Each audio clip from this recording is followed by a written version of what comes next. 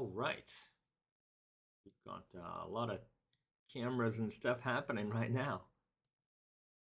Okay. I think we're set. Looks like we're good here. We're good here. Hello, everybody. Hello, My name is Bezad, I'm Risa. and we are from Naked Famous Denim, and welcome to Naked Famous Denim Day, our weekly live stream right here on the internet on YouTube, and we've got a second camera going on right here on Instagram, so we're simul streaming across the interwebs to answer all of your denim related questions And non-related and questions. some non-related questions, that's for sure. If you're watching on Instagram, this live stream half of it will take place here, and then the rest of it will happen on our YouTube channel. So be sure to join us there. And if you're not already, we're gonna start off this live stream with a bang. Hit the like button, subscribe to the channel, and we'll get right into it. Let me know where you guys are tuning in from. Risa and I are tuning in from Yokohama, Japan, and it's morning here, and it's cold. Yeah, it's this past couple days. yeah. It's just it flipped. it just snapped. Summer's gone. Summer's gone. It rained for like 2 days straight, like cold rain. I couldn't believe how much rain was coming down. Yeah, it's been cold, so I'm just cozied up in some flannel. Risa as well.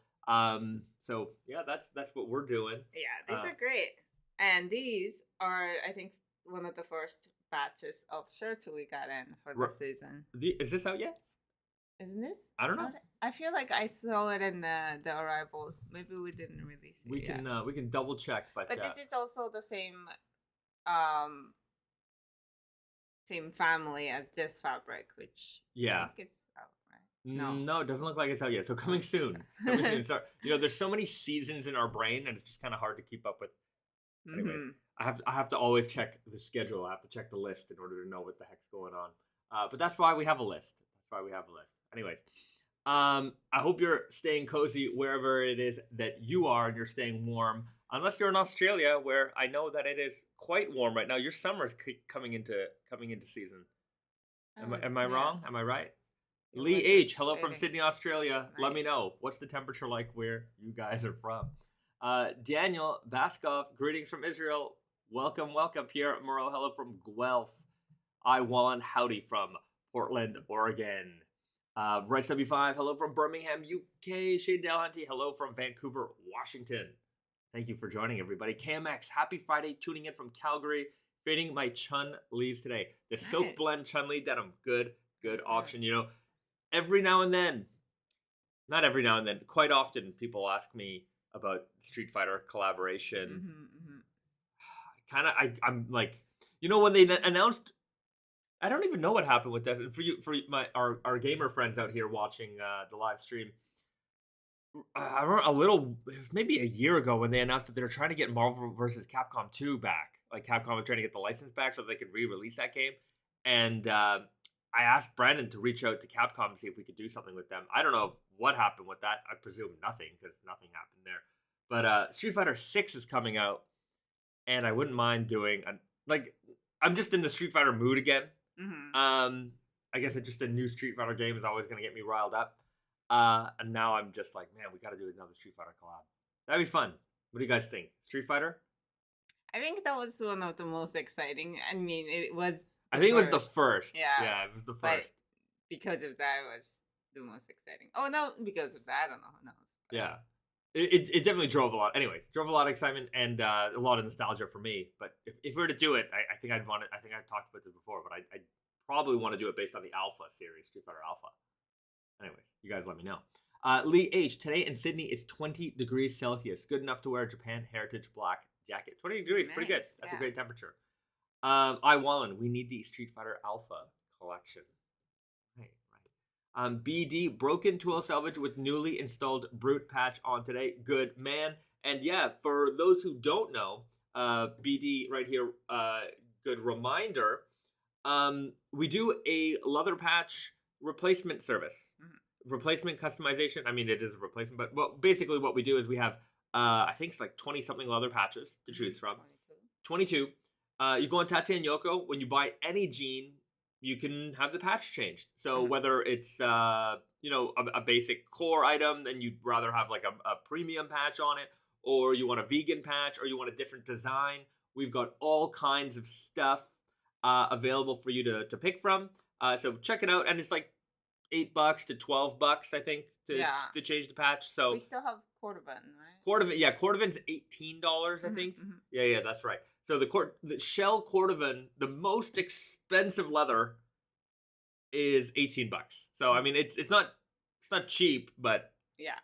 it costs what it costs for the cordovan. If you know about shell cordovan, then you know. I mean, you see shell cordovan leather like watch straps, and they're like $200, $100. Like they're expensive. It's like that. I mean, it's that much Yeah. leather, but I mean, they have to do the work, cut it and all that stuff. So, Right. but it's expensive leather. Mhm.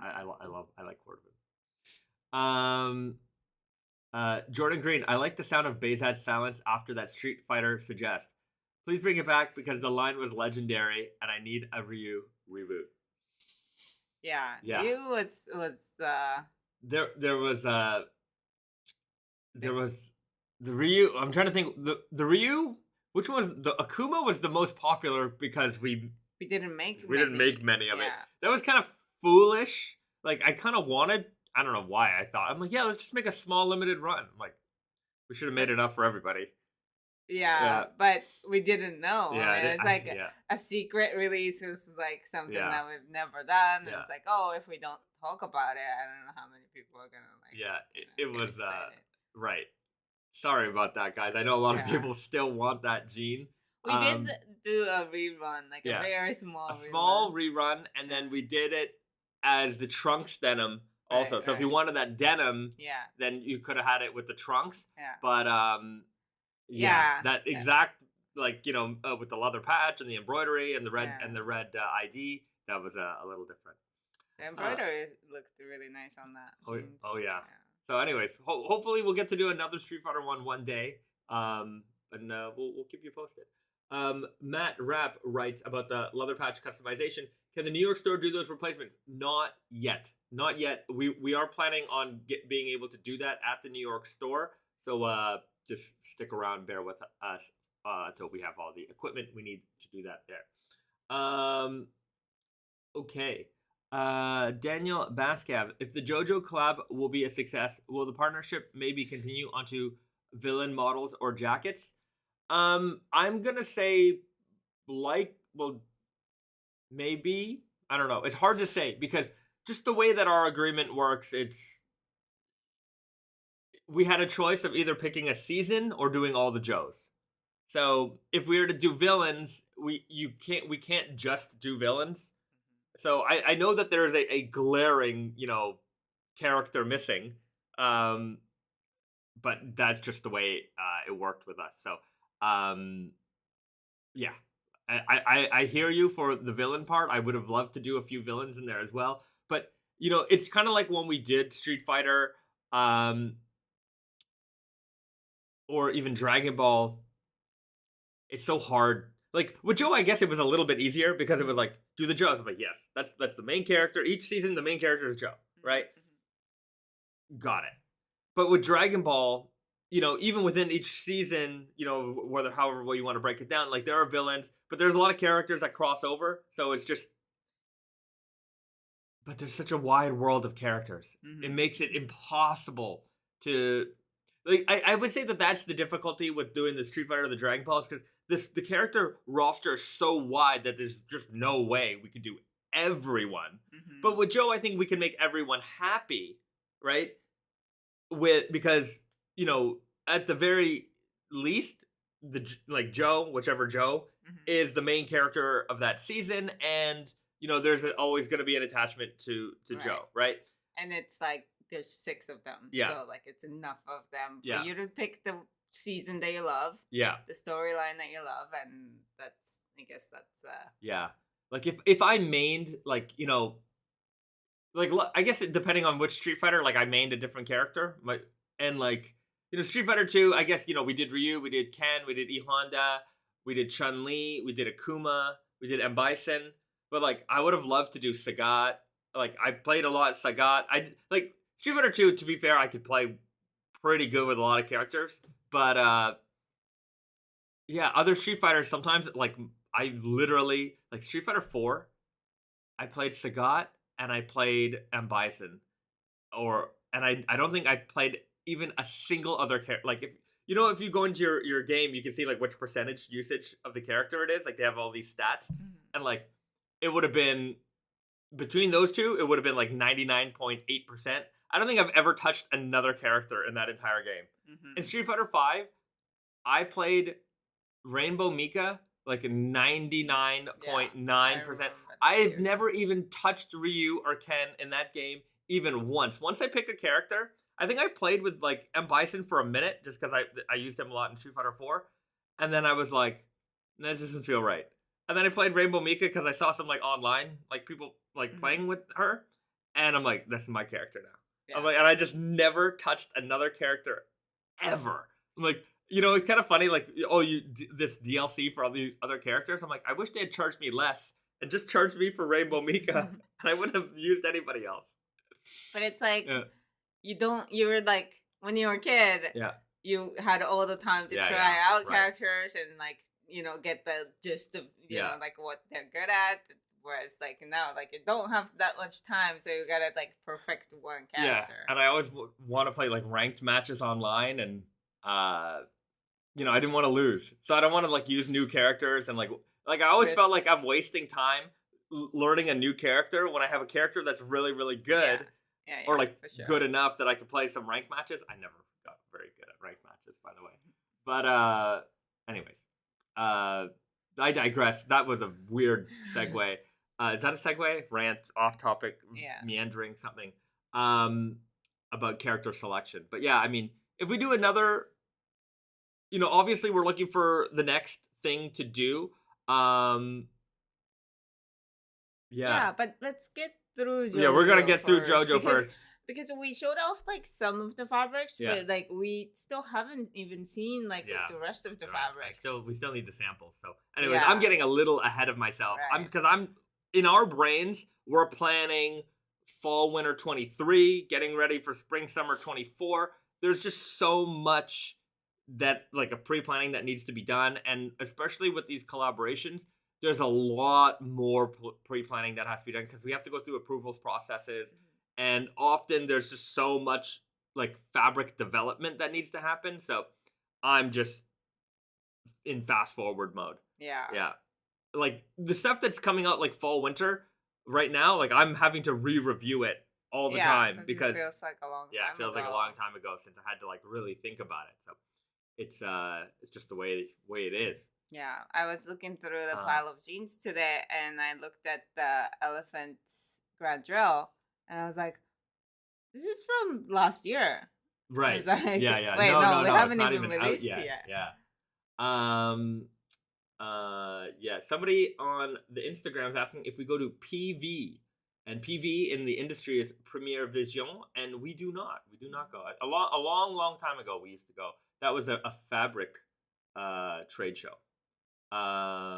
That's basically where the world goes to buy fabric. That's the biggest fabric trade show in the world for you guys who are interested in that type of thing. Okay. Somebody mentioned we did Blanca also for the Street Fighter collection. Yeah, that was a good one. We also did did I forget any? E Honda, Ken, Sega. No. Ryu. What was the first release? It was Ryu. Chun-Li. No. Yeah. No. That was the first. The second round. Yeah, Guile. Ryu, Guile. Yeah. I think those were the first two. And Akuma. And then Chun-Li, E Honda. Chun-Li, and Ken. Then Ken. Wait, Ken was the next I think Ken was third batch with Blanca. Okay. I don't remember what the order was. We didn't do Sagat. And M Bison. M Bison was the second batch. E Honda. No. M Bison, Chun-Li. I don't remember. Sorry. Too many. You guys tell me what the order was. Okay. Angelo, hello from New York City. What is your opinion on fashion brands moving production to Portugal? Portugal is a very popular place in Europe to make things. It is not t-shirts, a lot of knitwear, a lot of shoes. They do a lot of shoes also. They know how to work with the leather, I think. Yeah, there's nothing wrong with Portugal. It's not like moving to Bangladesh or something like that. It's a high quality, producing. Of course, factories vary and things like that. There's always going to be different things, but Portugal is. I would not say that Portugal. I wouldn't look at Portugal as a bottom tier producer. I would say they're at the top level. But it does, especially for European brands and stuff like that. Like it's just like a good, like a cheaper labor place to go to.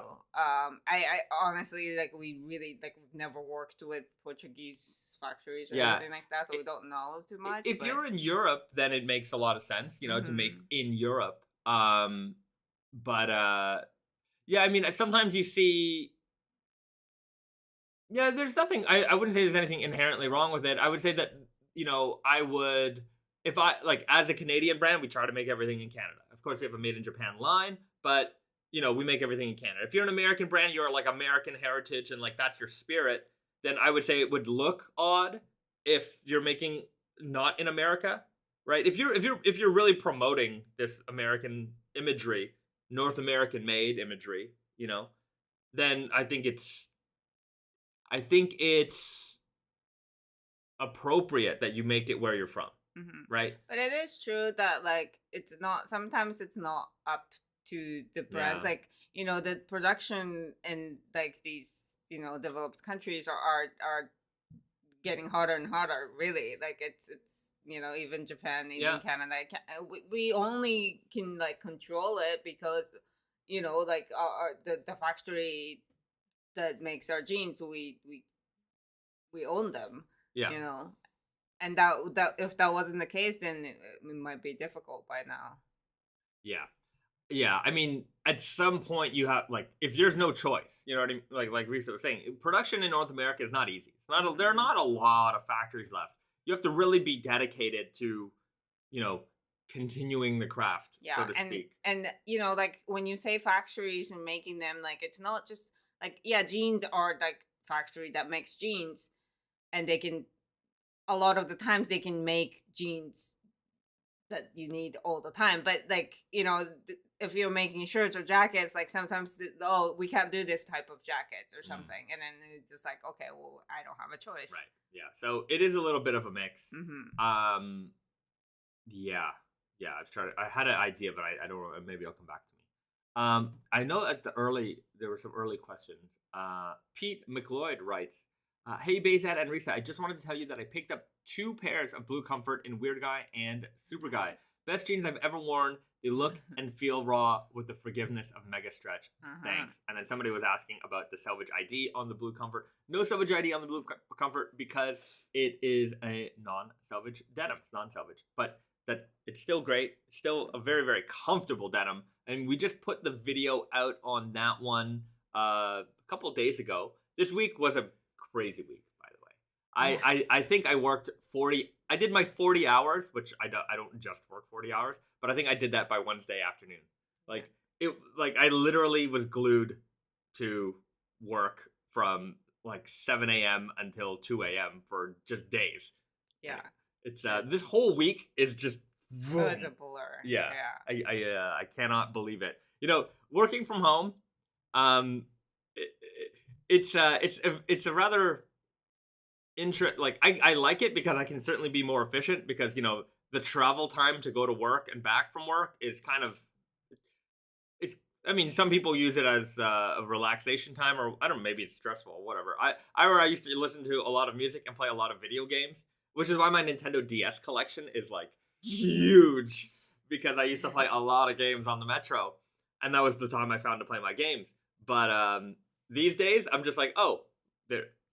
I wake up, there's work right there, and just start grinding away.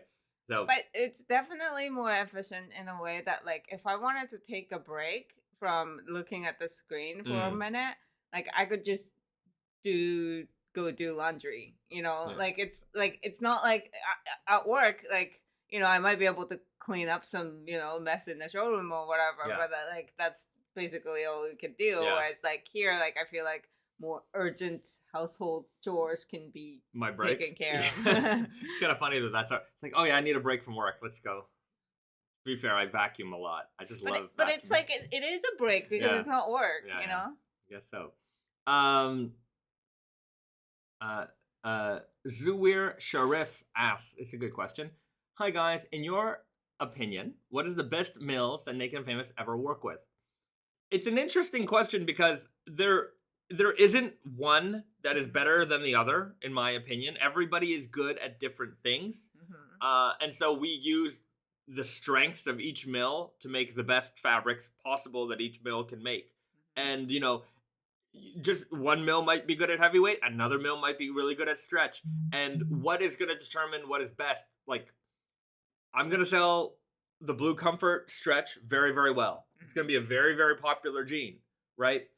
And, you know, a heavyweight elephant denim is also going to be a very, very popular jean. And maybe at the end of the day, you look at the, you know, the numbers and you're like, well, they performed at equivalent rates.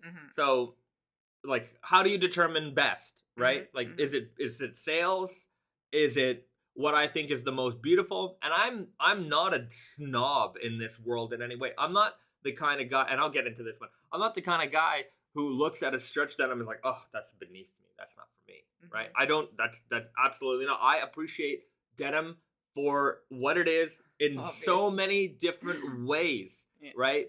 And so it's hard for me to say this is the best stretch denim, this is the best heavyweight, this is the best slubby, and even within that, it's like, you know, it's you're asking me to pick a child. I can't. I love them all.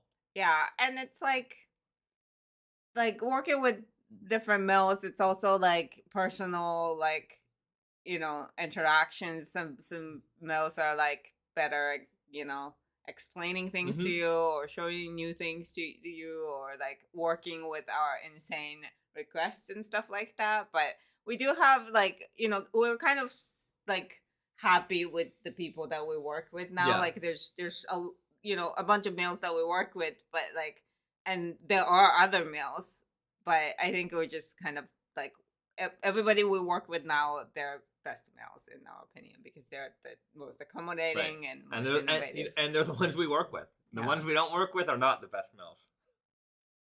Sorry about that. Sorry if you're tuning in from a mill trying to sell us some fabric. Okay. We got an Instagram question or comment. Justina McAfee writes, my son Everett lives in Taipei. He had a museum of Naked and Famous denim in his apartment. Wow. All right, appreciate that. If you want to see a really crazy museum of jeans, look up the Swiss jeans freak. Look up Rudy. He has literally a jeans museum. Tens of thousands of pairs of jeans in his own house. He's crazy. He's a crazy denim lover. We love him. And I just if you've posted anything raw denim related, fades or things like that on Instagram, he's probably made a comment, because he's the most active raw denim enthusiast, not just raw denim enthusiast. And that goes back to what I was saying about loving denim in all its forms. Rudy, certainly he has a passion for raw denim, but he loves denim in general, right? He just loves jeans. And I share that same philosophy. Like, I am not the type of person who's going to look down on, maybe I'll make fun of that's maybe I'm not going to not look down on something. There are probably some styles that I could look down on, or I could certainly call them ugly jeans. But even within the realm of ugly, terrible, tacky jeans, there's still sometimes a little bit of appreciation there for, like, holy shit. Like, when it's really tacky, that means like that they worked on it to a certain degree. Yeah. Like, there's just like, you know, raw is great, but it's simple. Yeah. Whereas like some jeans sometimes they bejewel the crap out of those things, and I'm just like, and it's a lot of work. Yeah, it's a lot of work, and like they're not for me, and I certainly wouldn't wear them. But it's in the right context. Like, if you were Britney Spears on stage, I would be like, that is appropriate, right? Or like if you like that style, then like, you know, there's certain brands make them so well that like I get it. Like, it's total. But you know what? I had an odd comment the other day, and let's talk about it. So on Instagram, I did the post. Then this is the I gotta get a sound effect. Some rant time. So if you're watching, hopefully you're watching, because you're gonna get your answer. Somebody put a kind of a rude comment on the Blue Comfort, and I thought to myself, there's no engaging with this, right? Because you gotta say what basically the comment, I deleted it, so I don't remember it word for word, but it was something to the effect of, I can't believe a Selvedge denim company would make a stretch denim, and no matter what my opinion, stretch denim is garbage, it's trash. And I'm like, number one, we're not a Selvedge denim company, we're a denim company. We make jeans. A lot of the jeans that we make are Selvedge, but we make also just not jeans. So and that's also like, it's not because we choose to use Selvedge or non-Selvedge, it's just the limitation of looms, like it's like or whatever it is you're trying to create, right? Like the Frankenstein denim, you can't make that Selvedge, right? And it's just that the idea that like, just because it's Selvedge it's better, or just because it's not Selvedge it's a horrible quality, is just ridiculous. It's so there's that. And then just this idea that stretch denim is trash. And it's just like, if you're coming to me with that type of attitude where it's not like, maybe you don't even feel like you're coming at me. You're coming at like some invisible entity of a company or whatever. But you know what? You are coming at me, right? You like, no matter if you leave a comment like that, you're I'm going to say it, you are. And I felt like, I'm like, maybe I need to respond to this in a way and try to explain it. But like, sometimes if you come starting off in such a negative aspect, not in a place of like, oh, I don't like stretch denim because of this, but whatever. Okay, fine. And maybe I can say, hey, well, here are some things that you can consider. But like, when you just come up with like trash and angry and this is the worst and like, I can't believe you would do this, it's just like, what do you want? Like, what are you asking? What are you saying to me? Like, are you asking for you? Like, are you asking me to like justify this to you? Not that I have to justify anything to you, but like, sometimes I feel like I need to, like, if you're not sure about something, I'm happy to explain. That's why we make videos, and that's why we have these chats here. Yeah, but, or like, you cannot like stretch denim. That's fine. Like, like, just like we don't really like bedazzled jeans. Like you can have a personal preference. Right. You can Like I'm not gonna make bedazzled jeans, right? Yeah, but, because we don't really like it. But it's not to say that like those are trash. Yeah. Sometimes they're trash. but just like stretch denim in general, like it's just such an odd thing, and it just goes back to like what we talked about how there's like this idea that stretch denim doesn't fade and it's not real denim, it's not authentic denim. And I'm just like, I don't understand where this like quote unquote purist mindset came from. And because, the idea of that purist, jeans need to be 100% cotton, they're like, well, that's how they used to make it. I'm like, that's how they used to make it when? Right? How they used to make it is a long time, right? And my thoughts, and this is just a theory I have, and I don't know how it came to be, but like a lot of these quote unquote purists, right? Their brain stops at like 1959. Like, it's just, they're like, after that, like the history of denim like doesn't even exist. And and I appreciate it from the beginning till all the way till now, right? Or the future, or trying to do something new. Like, that's part of our brand. Like, we don't live in the past. We try to innovate. Right. But it's also like, I always kind of like think that like stretch denim is kind of like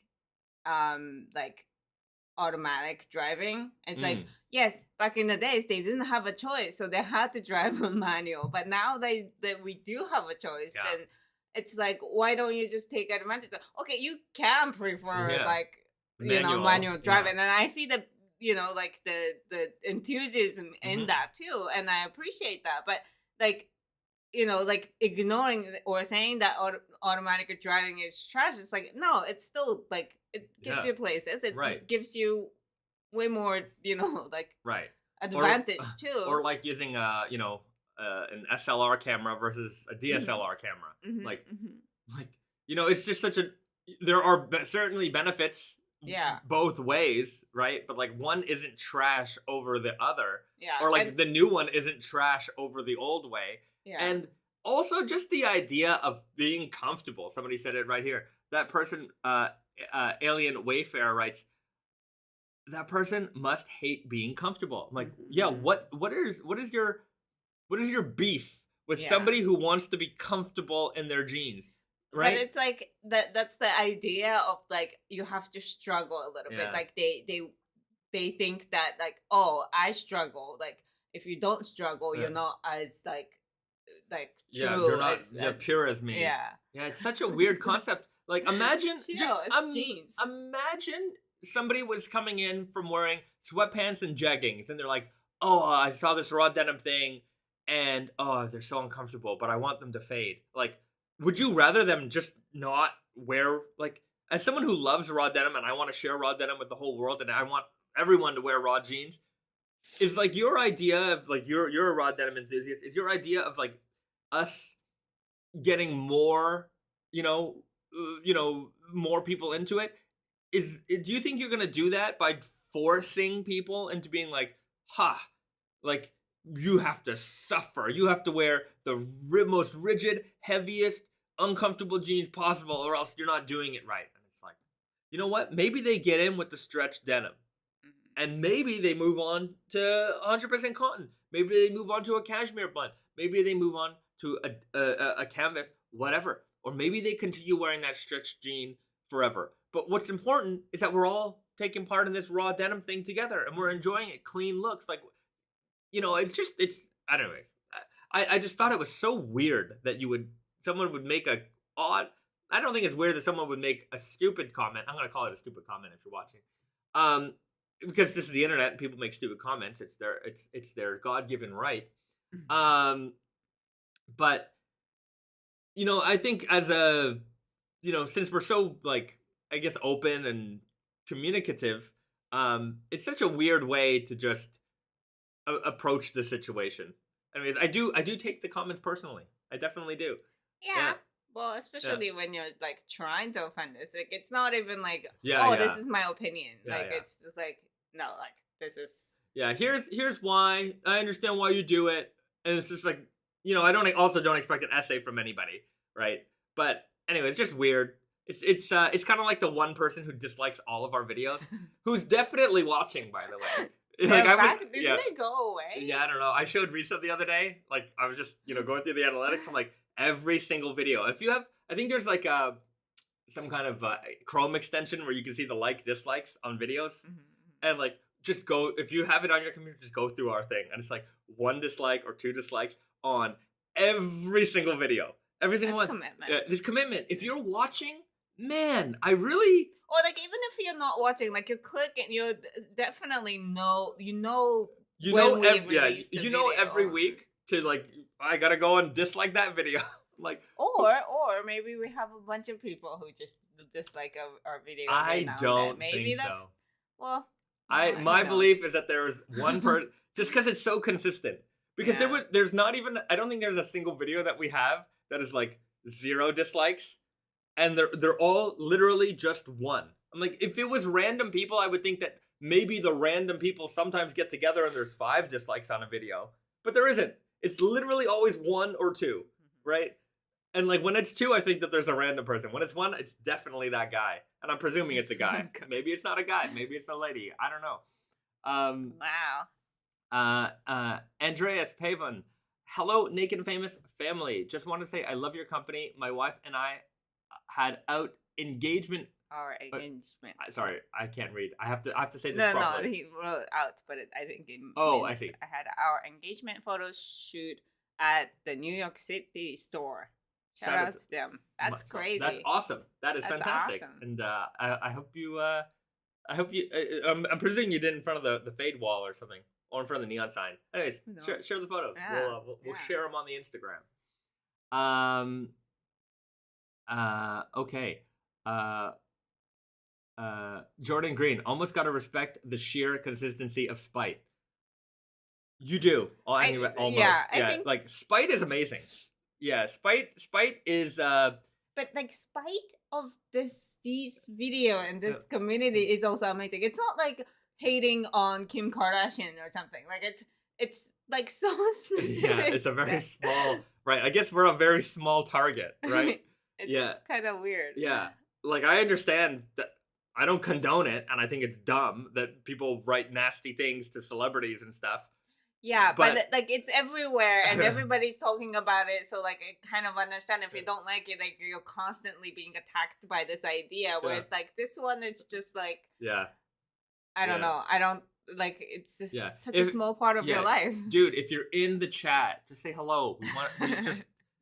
I respect you for your consistency. That's all I'm saying. You know what? I don't. Everyone's allowed to do whatever they want. You can dislike these videos as much as you please. But the fact that you're just out there every week, either watching our videos and just being upset, or just every week to just come and click this button, that shows consistency. And I do appreciate someone who's consistent. So there you have it. Okay.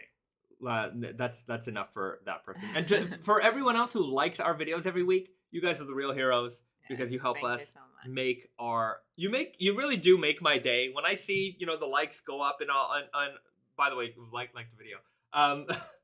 When I see those numbers, like it because we do work at these things, and it just shows me that you guys appreciate it. So I do appreciate you guys appreciating. It's just a circle of appreciation here. Okay, we have a bunch of fun questions. Vitaly, hi from Tokyo. Welcome. Hi from Tokyo. Going to wear my Yahan stretch super guys today. Fantastic. Enjoy Tokyo. It's cold. It's a little cold today. Yeah, it's fine today. Yeah. Yesterday was way worse. The last 2 days. Oof, Daniel Baskakov, Bob Ross Selvedge, The Joy of Denim collection. That'd be, Bob Ross. Bob Ross? Mm-hmm. Yeah. Yeah, sorry, I don't know what you don't know. Bob Ross pretty famous. Wonder if that could be, I don't know. What would a jean I don't know. I don't know what that jean would be. You gotta paint on it. Yeah. Yeah, that'd be kind of fun. Come with a paint set. Customize your own jeans. I remember, I don't know if that brand exists anymore, but it was like the mid 2000s, and there's a brand called Denim Design Lab. And so they sold raw jeans, but they had one set that it was like, it came up all wrapped up in like, kind of an apron looking thing, like a tool kind of, wasn't an apron, but it was like a tool set. Came with a pair of raw jeans, came with like sanders, files, like a Dremel, it came with an instruction book on how to distress your jeans. And they were expensive. It was like I worked at Whole Renfrew, we had them, they were like $500 or something. They were expensive. I mean, if it comes with Dremel. Yeah, it came with a whole thing. And I remember, I'm like, that's kind of a cool idea. Like, and I'm like, but I want, like, the problem was, like, nobody wanted to actually do that. Like, at a department store level, I think if you're going in to buy a pair of $500 jeans, you probably don't want to do your own work. Right. But it is fun. Like, especially, like, when you're younger, like, you all, like, watch this, like, early YouTube videos of how to, like, make a hole in your jeans. Yeah, how to scratch it. Yeah. So I thought it was neat, and I liked the fact that it came with that book. But I think maybe. Anyways, yeah, I don't think you're like kind of like you're paying to pick strawberries or something. Like it's just like it's an experience. Yeah, I guess you so. You have to be creative. Yeah, but I guess when you're paying to go pick strawberries, or you're going to yakiniku and you're cooking your own meat. Yeah, you get to eat it, but like. Making your own jeans, you could screw that up real good. Yeah. It's hard to screw. You're likely to screw it up. Yeah. Which I guess is part of the fun, but like if you spend $500 on it, I don't know. It's if they had just sold the set with a book, that would have kind of been a good idea. If your guys are still out there, I think I wonder. That would be kind of that'd be cool, a cool set. A book, how to distress your jeans, comes with all the tools that you need, and then you could just do it to any pair of jeans instead of like having this expensive pair of jeans for you to do a project on. Yeah, I mean, if they wanted to sell jeans. Yeah, if they want to sell denim jeans, brands, they're a denim right? brand. Just throwing it out there, throwing it out in the world. Okay. Invis Ian's happy little tree selvage ticker on the Bob Ross pair. What would be amazing, and it's never gonna happen, is if you could get like some really super intricate like mini like details. Like, you know, when we do a woven label, you can sometimes get some super detailed woven labels. You know, like you've seen them from you know, anytime we do one of these collaboration ones. Yeah, the Dragon Ball one was very nice. The Dragon Ball one was so intricate. The Street Fighter one also so intricate. If we can get that level of like, you know, intricacy in a selvage ID, it's not. I don't think it's not possible. But it's not enough like yarns. Yeah, there's not enough. It would be so cool though. It would be so cool. that would be a wish that I would, because then you could do so much. Yeah. Yeah. Anyways, it's never gonna happen. Yeah. But it is a wish of mine. If I had a bajillion dollars, I would invent that machine. I wonder if like it's, you know how like you get to choose the like the colors of the Selvedge ID and all of that. So technically you're not using the same like yarns. So you try to match it with the denim for the count of that yarns. But if you could just use so much thinner, I don't think the machine would do it. No.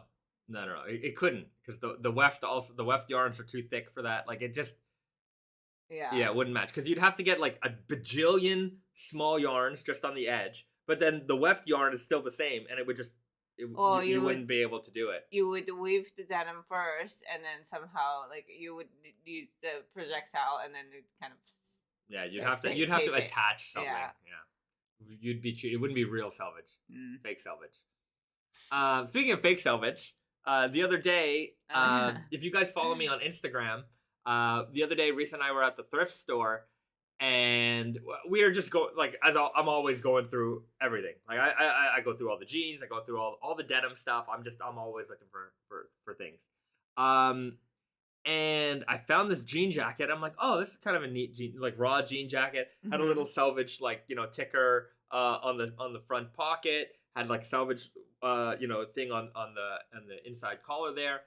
And I'm looking at it, I'm like, this looks a little off. And I look inside, look at the selvage, I'm like, Selvedge Tape. So they sewed in some like fake selvage into the jacket, which was I would say a relatively nice looking jacket. And I'm like, I've never seen a company go so far as to like put like all these selvage details on things and just use fake selvage denim. Like it was like they were trying so hard to convince people that this was selvage, and it wasn't. And it's like, I'm like, who is this for? Like, is this for like the selvage guy? Like could be fooled. Well, they could be fooled. I think some people. I think there's a good amount of people, even within the raw denim community, that could be fooled by that. If you didn't look inside and see how it's like there, they made it look like, because they didn't just attach the tape, they just made it look like it was, you know, sewn into the seam. So I guess you could. Yeah. If you didn't know about, like, look, even though you know what selvage denim is, some people don't know the whole story, and they certainly don't know about, like, you know, sewing, construction, and stuff like that. Right. Most people don't. And so I think there's probably some amount of people that they could fool with that. Then there's the people who could care less about selvage and don't even know what that is. And I'm like, are they trying to, is it for them? Like, it's not for them, because they don't care. So whether, like, and so I'm thinking to myself, like, you're either trying to fool somebody, you're gonna fool somebody. So the people you're trying to fool won't be fooled. There's the people who you will fool, and then there's the people who don't care. And it's just like, so I'm like, there's three categories of people. I'm like, you didn't make this whole production run just for the people you think you're gonna fool. I have a theory. It was the designer who really wanted the selvage details and selvage denim. but the company said no. The budget didn't allow them. So they're like, okay, this is the best we can do here. Yeah, if I was the designer, I'd be like, no, forget it. Like, don't. I would rather it not. Like, to me, I'm like, if it didn't have these details, it would have been a fine jacket. But to me, it's insulting as a it's as very a snob, dishonest. Very dishonest. Yeah. But it's just like it's also just the fact that because we looked at it and like the raw denim outside and the material matched enough that like it could be a part of it, and it's just like these companies are so gigantic that they can make financial sense to do that. Like it just here's another theory. Just from this is I maybe think is the theory. So I remember ages ago we were doing this sample sale in New York, and so I had a bunch of stuff, and this elderly Chinese lady, didn't speak much English, came up to me, and she was looking at the jeans, and she didn't speak. The only words that she could communicate to me was red line, right? So I guess she knew enough.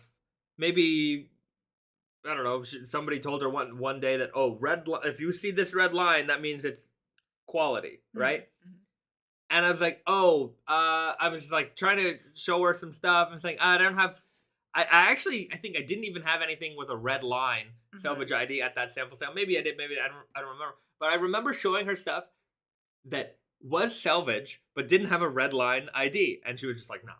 Like, and so she was like, no, that's not, I need red line. Like, so maybe there is a kind of person who has the mentality of that red line is there. That means it's quality. Like, that means that's the best. That's the Ferrari, right? If it doesn't have that red line, Geo Metro. Like, that is a Lada. Yeah. Right? Well, that's very similar, like one step further than like going in, like, like the guy that you explained that they want salvage, but they don't know what it is. Yeah. Kind of thing. Right. Yeah. Lee H writes, there needs to be a YouTube channel to cut open, deconstruct garments to check its actual construction quality, like that of Rose Anvil guy who cut shoes in half. Yeah, I don't see why not. I think it's a little difficult because, if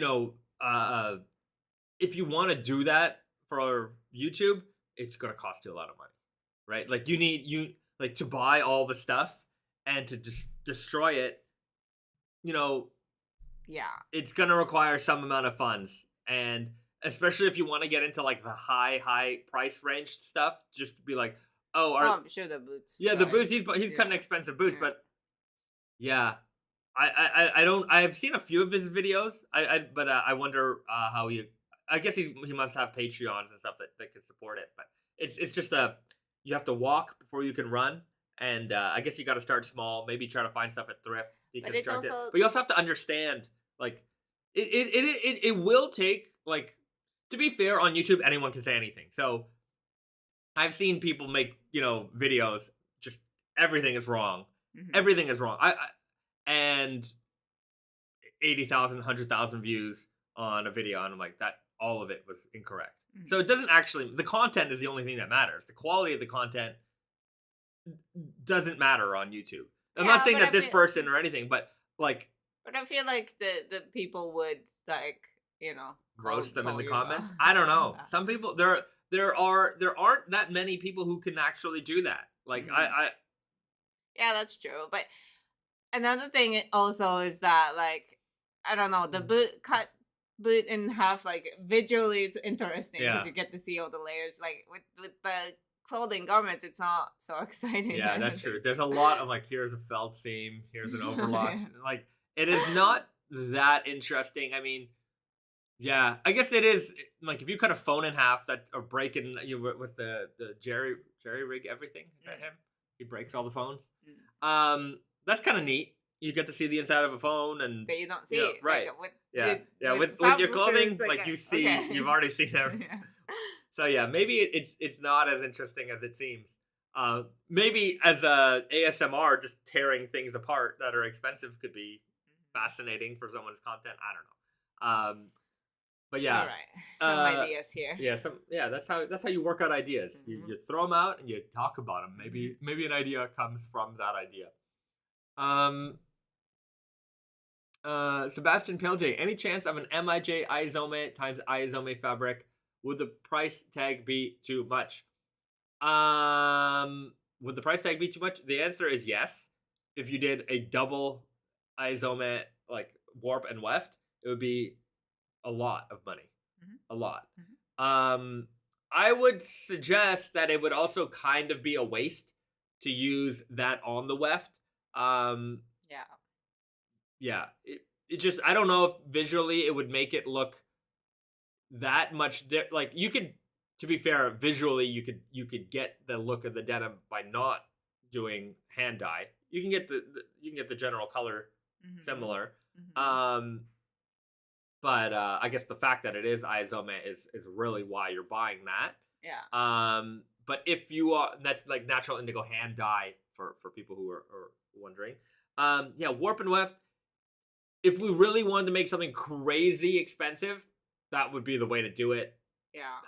I wouldn't say no to that. But I would rather, because there's so much of the yarn that you get. It does feel like a waste a little bit to like use it on the inside where you don't see as much of, and and there's also like like the thing about classic jeans being indigo, blue and white, and I think maybe I don't know. I'm not opposed to the idea. It's just I think maybe where I just don't see. Maybe I'll eat my words on when they will make it, but I think the value in that is better spent on indigo by white. Or if you want that like dark weft, or you could do. Yeah, we could do like it doesn't have to be natural dye on the weft. Yeah. Like if you want to go with a darker weft Aizome, it doesn't. It could be like a rope dye. It could be like a regular indigo. Yeah, or I mean, you could even do. You also really don't want rope dyed stuff. Well, rope dye on the weft is your legs are gonna be blue. Aizome weft. That's it's crazy. That's what it is. Yeah, it's crazy. I like it. I like your thinking there. It is extreme, and like the last time we did the Aizome, it was like 800 something, 880 I think retail. 888 it might have been. So it was expensive. That was a very, very pricey jean. And that was a couple years ago. The prices for that yarn go up every single year. It doesn't get better priced.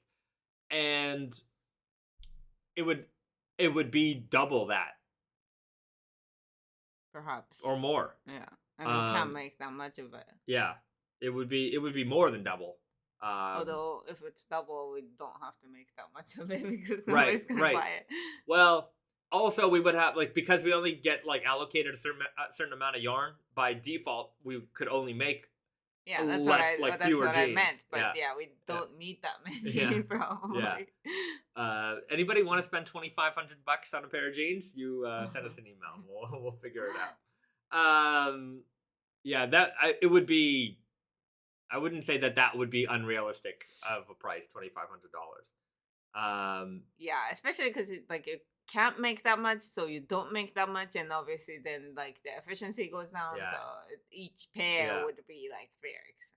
Yeah, and of course we'd have to put on some crazy leather patch to go with it. Right. I mean, what's the point if we don't? Yeah, you got to put on. Yeah. We got to find. We've done some show cordovan patches. What would be even more extreme than that? I don't know. Dinosaur leather. Real dinosaur. We'll bring them back to life just so we can hunt them and use them for leather. Jurassic World. That's it. We got to call the people who made that movie, see where they got their dinosaurs from. That'd be cool. Real dinosaur leather.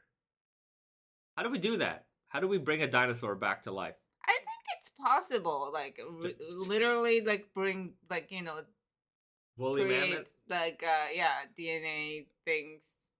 Yeah, that would be the most excessively. Yeah, so just to get the leather. Why did you bring dinosaurs back to life? The leather. We just wanted to make really expensive jeans. That's very cruel. Just don't you find that? Yeah, don't you find that to be cruel? Yes, actually, yes, we do. That's why they're so expensive. And what can we say? We don't have much respect for the dinosaur other than their leather. Next best thing to dinosaur, alligator leather. Alligator and crocodile leather actually isn't that uncommon because, like, you know, they're commonly they're commonly, I guess, you know, killed and stuff for hunting, and I guess in certain areas there's just an abundance of them. Like they're kind of pests. And so, but also, you know, like they eat. Yeah, and they're big animals too. So yeah, crocodile is exotic, but it's not that rare. Like there are a lot of dealers for crocodile and alligator leather. I'm sure there are more rare versions of those things, but right. Yeah. Like I don't know the types of crocodiles, but I mean, like elephant leather, like those kinds of leather are way more like what's the word? Exotic. Those are the super exotics. Yeah. Like and we're not going there. We're not going there. Giraffe leather, zebra. I don't think I've seen giraffe leather actually. Kangaroo, they use that for boots. I always wanted to use some kangaroo leather. And you know what they make out of kangaroo leather? Whips. You know, Australia, they still make I'm not really sure what they're for. I'm sure maybe for horses? Oh, yeah. Right. So they use like whatever. Yeah. I'm trying to think Indiana Jones. I'm like, do people do that? Like, I guess I'm thinking of all these like jungle video Castlevania. Like I'm like what is a modern use for a whip? I'm like, we're not vampire hunting anymore. Although, I mean, I think the only thing I can think of is the horses. Yeah. No. I guess so. Anyways, if anyone wants to let me know. Bison.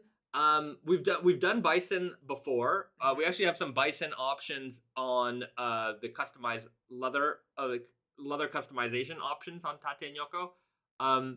Moose. Have we used moose before? Yeah, like we were talking about it earlier. It's like it has to be. It's definitely a thing because you were Canadian, Grand. Yeah, moose. I'm trying to remember if we've ever done a moose leather. I'm trying to remember. I know. Yeah, I maybe not, but yeah, the moose leather has got to be available just because they are hunted in Canada. So there's also like a lot of roadkill type of things too, right? So there's got to be some of that available.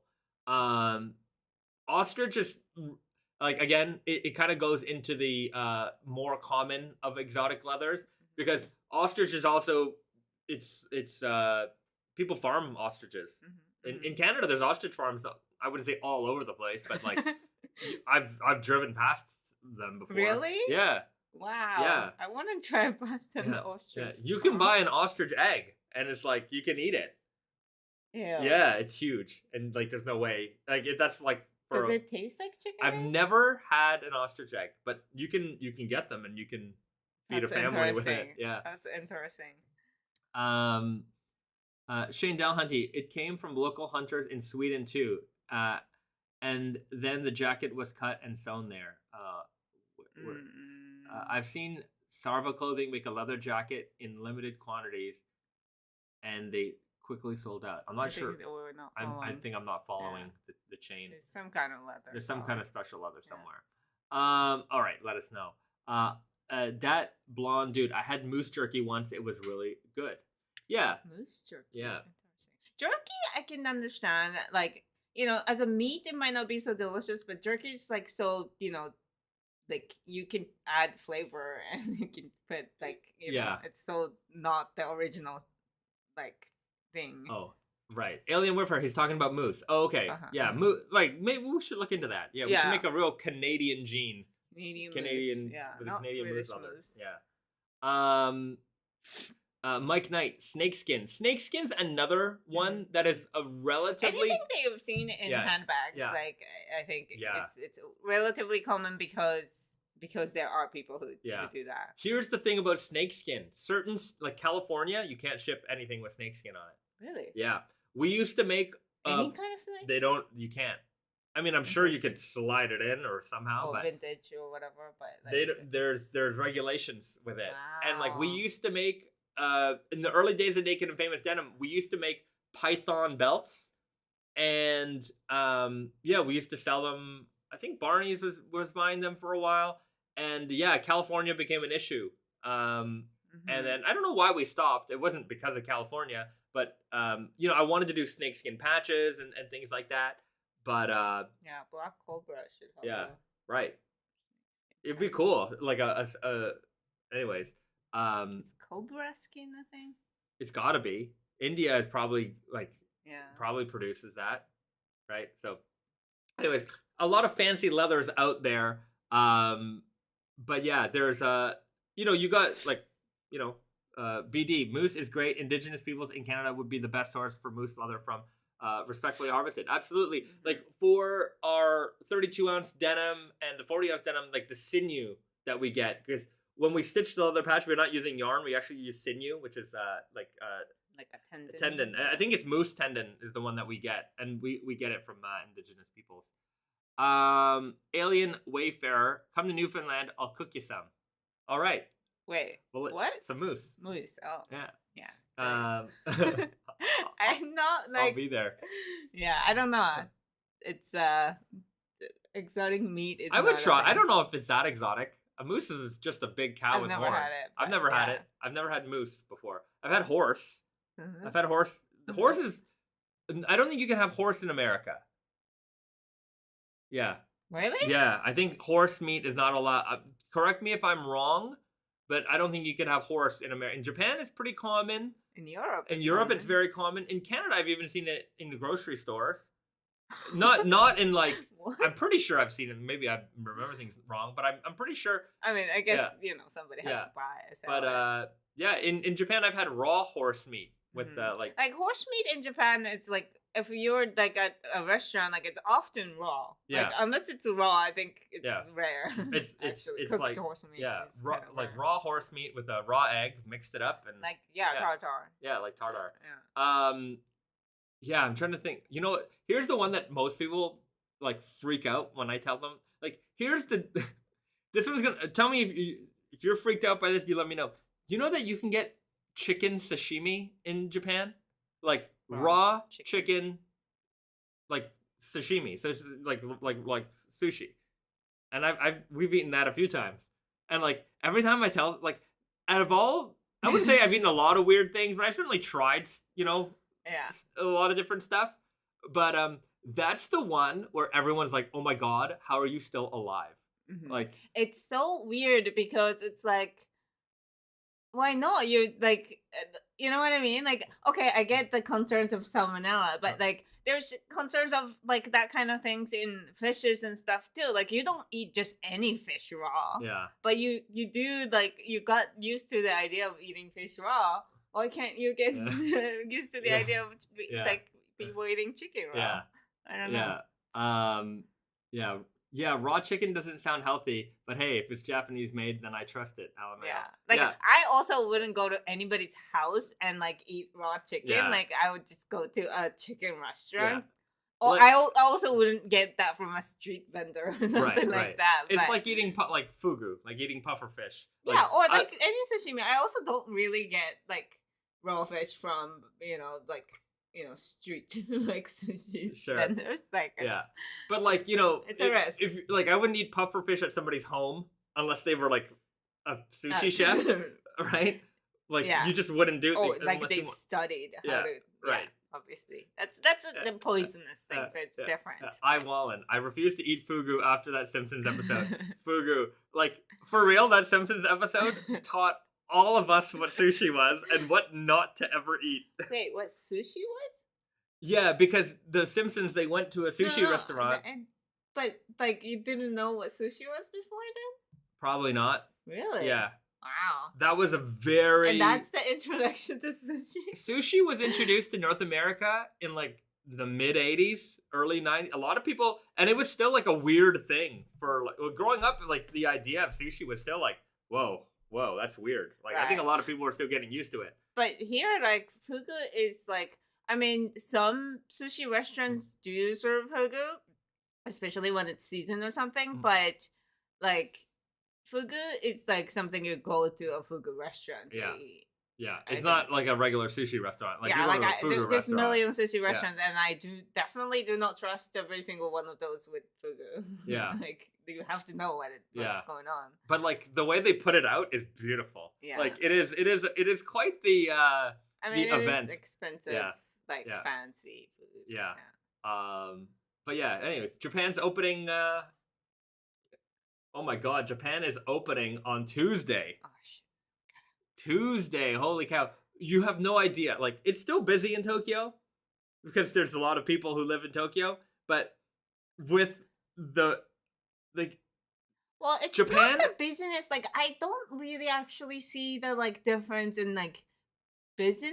I think it's just like busyness. Yeah, like that's what I meant. Sorry, I can't pronounce it. But like that's the like weekday, weekday like touristic things. Yeah, that's the only difference I see. Like the amount of people who are walking around, I actually like. Obviously, there's less foreigners, but like I don't feel like it's less people around. Yeah, I don't feel like there's less people around because there's so many people around. But now there's gonna be even more people around. You know. Here's the other thing.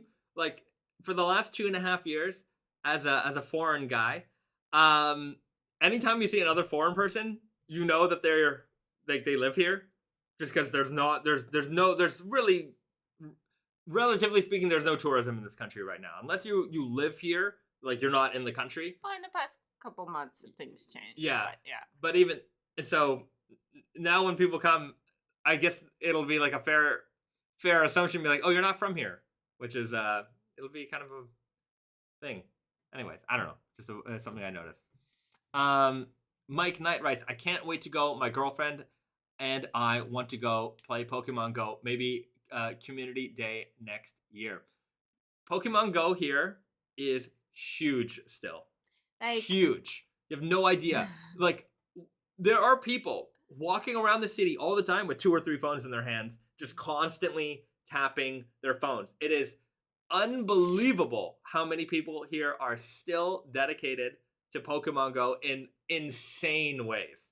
Like, I know people, I have friends who play it still, and they, but like the dedication of the amount of people I see with multiple phones going around the street is really, I can't leave my house and walk down the street and not see somebody playing Pokemon Go. Especially like around this area. It has to be like a spot. Yeah. And like older people too. It's not just like young, like sometimes I see old people playing Pokemon Go. It's pretty incredible. It's good. Yeah. It's good for old people because it gets you out of the house and walk around. Yeah. Lee H. I had fugu in Osaka. Was somewhat expensive, but I didn't think it was much better than standard fish sushi. I guess it is like a lot of sushi. I think you have to eat enough of it to know the differences between certain fish. The meat is very much like a regular white fish meat. I think it's more like the experience, and I also like like just the like if you go to a fugu restaurant, like you go like like eat that in so many different ways, and it's just like the experience of that. I think also if you like sake and stuff like that, like they do serve like they what do you call that, like it just sear it, sear the fin of the fish and like put it in the sake, and it tastes amazing. All right, so try that. So Risa knows better than me. I've only been 1 or 2 times. But yeah, I do. It is definitely more of an experience thing because anyway, whenever we went, at least it was. Come try fugu when you're in Japan. All right, for those watching on Instagram, head over to the YouTube channel now. I'm going to be ending the Instagram stream, so head over there. We're going to continue the stream over there. Thanks everybody for tuning in on Instagram. Talk to you guys soon. Okay, so Instagram is over. We're going to continue here on the YouTubes.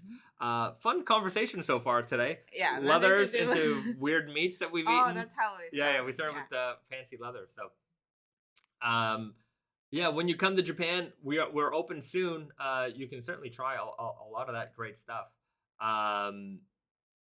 Yeah, I'm looking forward to seeing some of you guys arrive. I'll tell you that much. I'll tell you that much. It's been weird that like when we first moved to Japan, like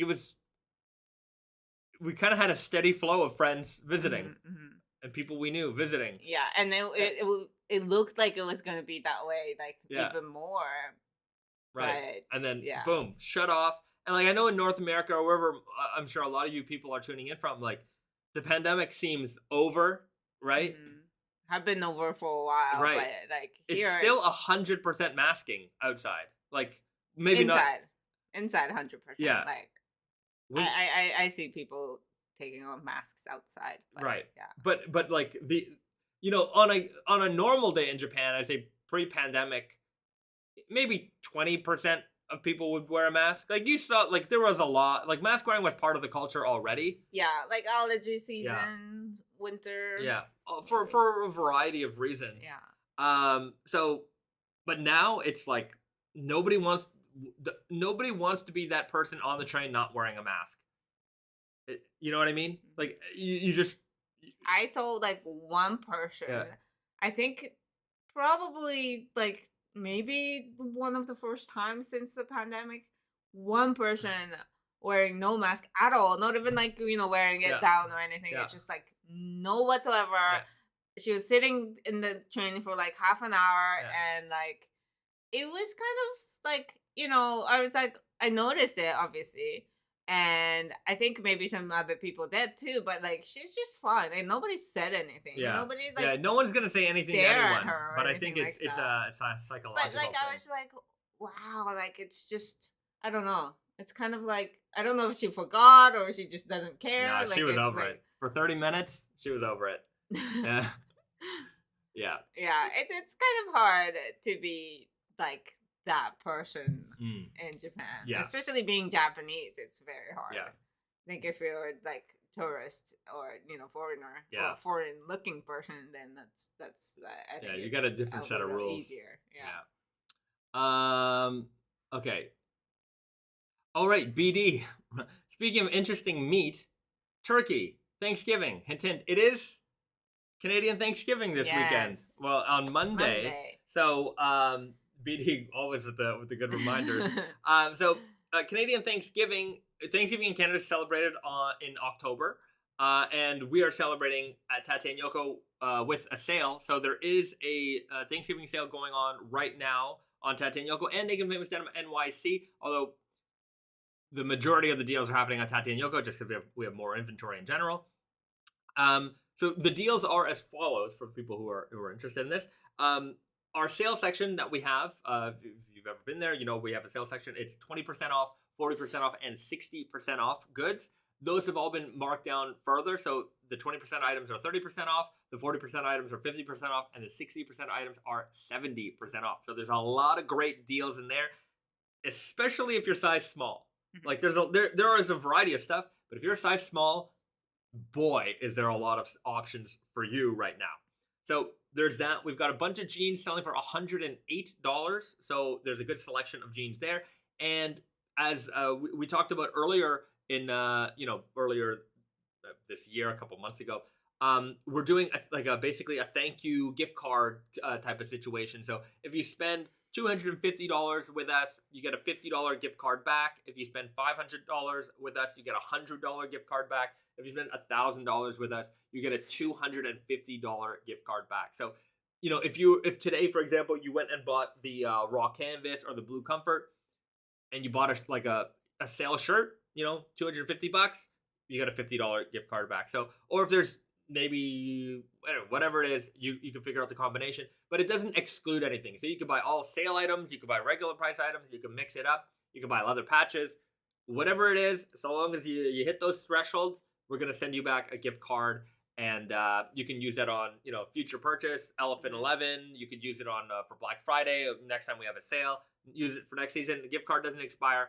So, take advantage. If there's something you want, now is a good time to get it. And Yeah, even if you're getting ready for Christmas gifts and things like that. Yeah, that's a good time to do it. We're like this morning we were talking about like we actually were talking about like, you know, what are we gonna do on Monday for Thanksgiving? Because you know we have to. There are no turkeys to be found in this country. So you can get turkey, I think, at Costco or something. Right. But we're not gonna eat the whole turkey. No. We don't. Insane. So we might go to Costco to go get a rotisserie chicken, which is one of the few places you can get a rotisserie chicken in this country, and then you know we'll do the rest of the stuff. But the yeah, gift card doesn't expire. Just going back to the gift card talk.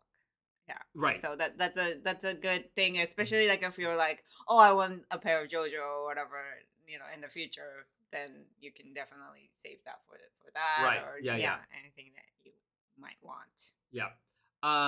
Jordan Green. Oh man, I forgot to add a customized patch to my order. Can I still do that afterwards with Tate Yoko? You can. Here's how you do it. You buy one, and you have to pay the shipping and all that stuff. But send us an email. Send it to the Tate and Yoko email, and they'll combine the order, and then they'll refund the shipping on one of them. So, but yeah, unless like it's already been shipped out. Yeah. So long as it hasn't been shipped out yet, and you like if you ordered like today, then you're fine. But yeah, or you order a lot of the patch, we'll send you a patch, and you might have to get your local guy to put it on. But if the order hasn't been dispatched and it should be able and we to can still find it, because like sometimes like it might be packed and like then there's a giant thing of like packed orders. It depends on what time you place the order. If it was after like 10-11 a.m. on Friday Eastern, it probably is fine. Yeah, we tend to ship next day, just to account for stuff like order changes and things like that. But yeah, send us an email. We'll do our best to accommodate you. No Saints. Hello, Bezad and Reset. Nice to see you guys again. Nice to see you again. Thanks for joining the live stream again. It's been a while. No Saints. What's been the most popular patch item? I think the veg tan leather. It's a good question. Tragic blonde veg tan leather, I think, has been the most popular one. I can see if I can find the exact answer for you, but I'm pretty sure it's that one. Kind of makes sense. Yeah. Let me see if I can find that data. Sometimes we got abilities to do that. Product type, leather patch, done. What do we got here? Yeah, tragic blonde, natural veg tan. Well, we started with different. Yeah. Yeah. All right. This might be a question for next answer. Jordan Green, are there customized patch options for women's denim? No. But I don't have the small patches, but we can put the big patches on. Yeah. So the answer is yes. We can put those larger patches on any pair of jeans. We just don't have the smaller leather patches as a variety of options yet. We might do that, but yeah. We'll get to that hill when we get there. And like a lot, the big patch is not gonna look humongous unless you're like super tiny, like you're buying like 23, 24. Yeah, I think it should be fine. It's not gonna look ridiculous or anything. Lee H. Okay, gonna save my gift card for the True Guy release. Hopefully that comes out one day. Actually, I need to have I need a soundbite for that. Actually,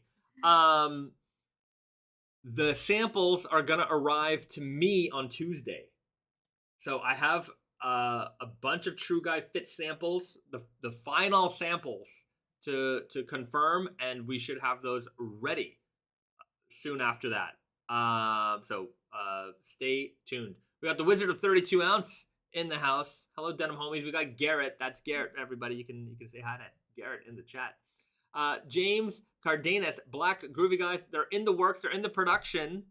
I know I gave my production quantities in, so hopefully we have them before the end of the year. Black Groovy Guys are gonna be a thing, so stay tuned. Stay tuned for that. Okay. True Grits with the Charles Bronson patch. That'd be a good combo. Actually, the number one patch sold is the Brute patch. Oh. The Natural Vegetarian Brute patch. There you go. Natural Vegetarian Brute is number one. Yeah. Oh. She lost the data, but yeah, but that was number one. Okay. So good to know. we it'd be kind of cool if we had on the website like, top items of the week, or like sometimes it could be interesting. I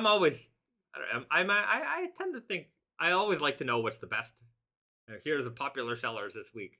It's kind of like I wanted to do a staff picks, but my staff Garrett never sends me their favorites. I want to have a section on the website where it's here are our staff and here's what their favorite items are this week. Like at the video store, here was but they did the like favorite of the sale. They did their favorite of the sale. That's true. But I want to have a section on the website where it's like staff picks and why they like and it, and they can explain that. That'd be kind of cool. That could be like because we could only just do it for like a season. Yeah, or even like once a month. Like that it's got to change. The because it has to be available that right at the time. I guess. Yeah. All right. It could be. Anyway, we'll think about it. Shane Corwin, we've been taking fit pics at NYC lately. Shane's in the house. Nice. All right. Shane's our man over at Naked Famous Denim NYC. We've been taking fit pics at NYC lately. Fantastic. Let's see them. I'd love to see what you guys are wearing. And you know what? Anyways, we talked about it last week, and I do want to get that. I want to get a video series going of what we're wearing, what you guys are wearing, and we can kind of just show off all the different ways that everyone's styling their Naked and Famous Denim products, how real people are wearing them. It's not just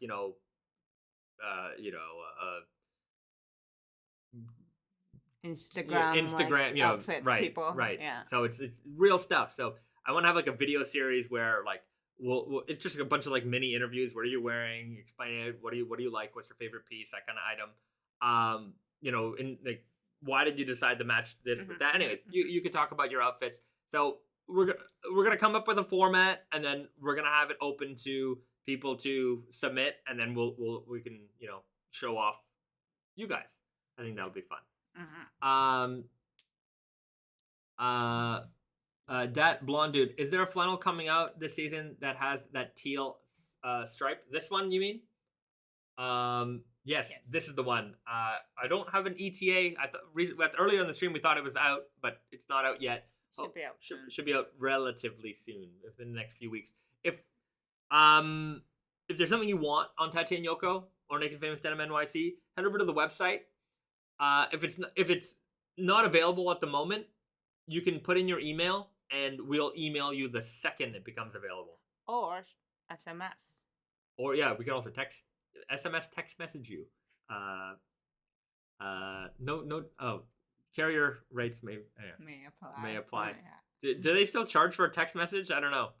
Well, like they charge like us for sending text for sure. Like it's not like email. No. We pay. Yeah. But like to receive a text message. Remember back in the days you used to have to pay money to even receive a text? That was crazy. Yeah. Like you have no control if somebody sends you a text and like you're paying for it. Did they have like a spam back then? I don't remember. I just remember like being upset if I had to split a text message into two messages and be like, oh, it's gonna cost me 20 cents. Yeah. 10 cents a text. That was a lot of money. That's a lot of money. Yeah. Hey, 10 cents. But like how I never had a pager. I never had a pager. How much did that cost? I don't know. You guys tell who here had a pager? Let us know what your pager bill was. Okay, the Raven. Good question. What footwear do you guys prefer or think looks best with jeans? This is why I want to have this, series where we're showing off all the fits, because there isn't a best.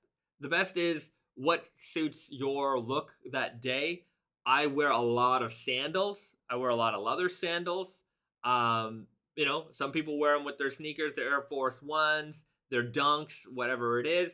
Their New Balances. Those look great too.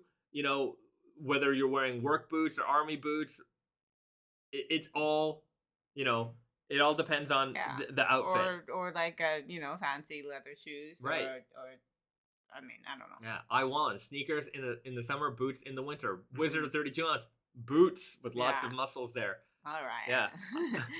I'm literally wearing the opposite of boots, and I'm always wearing jeans. But anyways, I got my raw cotton slubs here from the last season on, and I've got my fuzzy sandals. I got fuzzy Yuketen shearling sandals on, so gotta stay cozy. It's pretty cold in this house.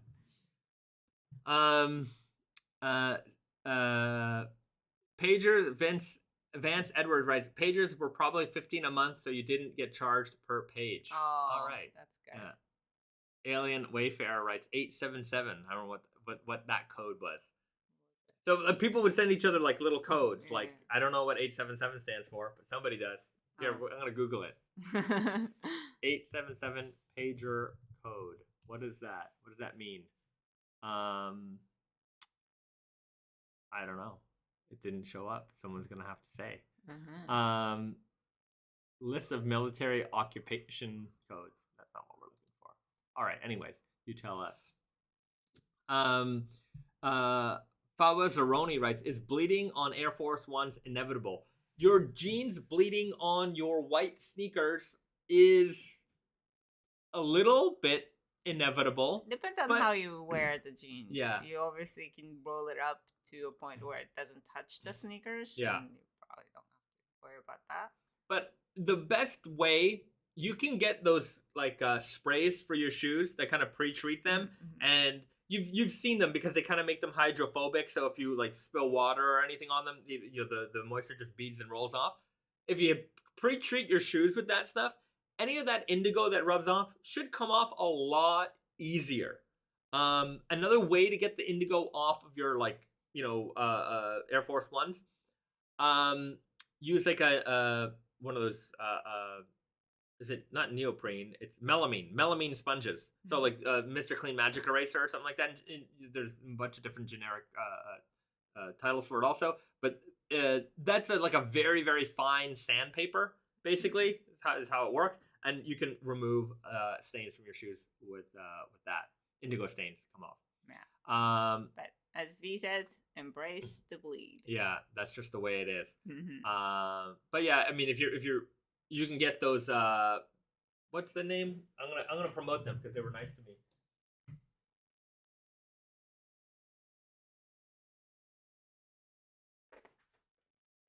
Jason Mark.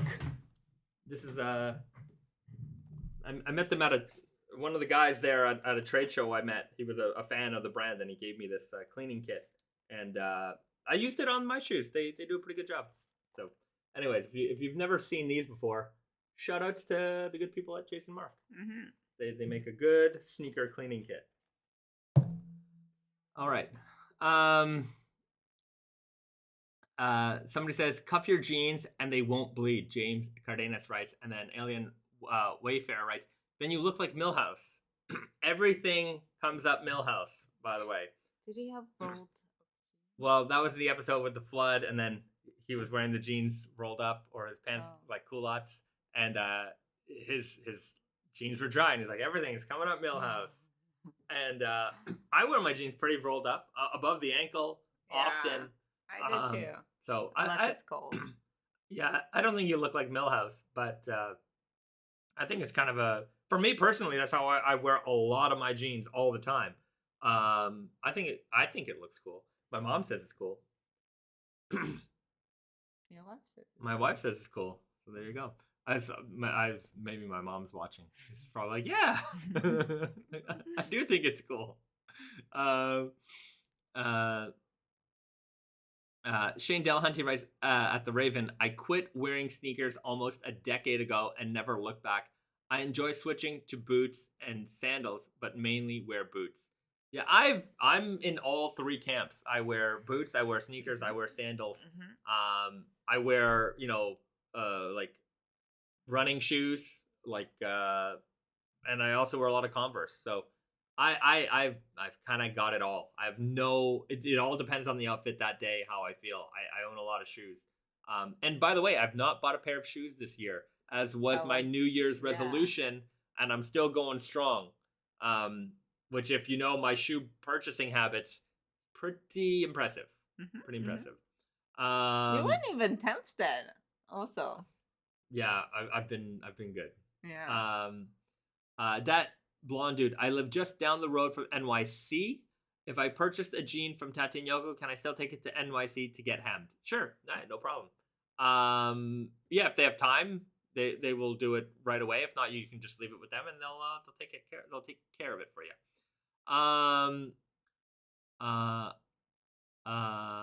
Okay, people are asking any more hints for the next horror movie collab. No, I'm not going to give you any more hints. Stay tuned.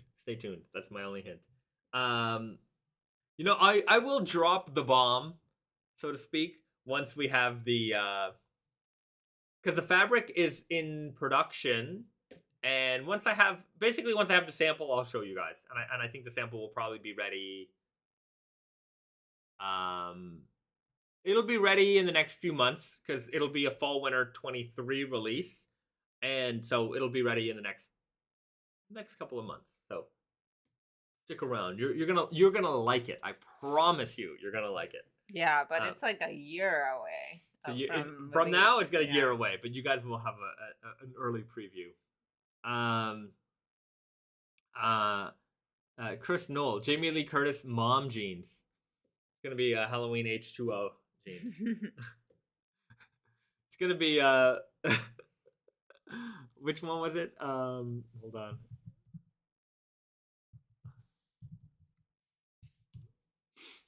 Yeah, it's gonna be Busta Rhymes and Halloween Resurrection. That would be a very, very specific and funny collab, like horror gene to make. That's a good one.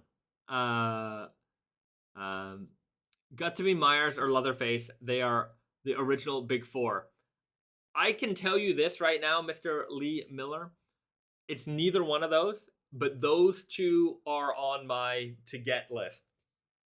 I need to do Mike Myers, and we need to do Leatherface. I think those are key. Those are key. Ju-on. That's a hard one to pull. Yeah, Ju-on. Or like The Ring. Yeah. That'd be cool though. The Ring has to come with like a lock of black long hair. Yeah, it has to come with. Well, how do you make it? Yeah. Hair on black hair on hide, leather patch. You know. Ooh. Oh God. That'd be cool. No.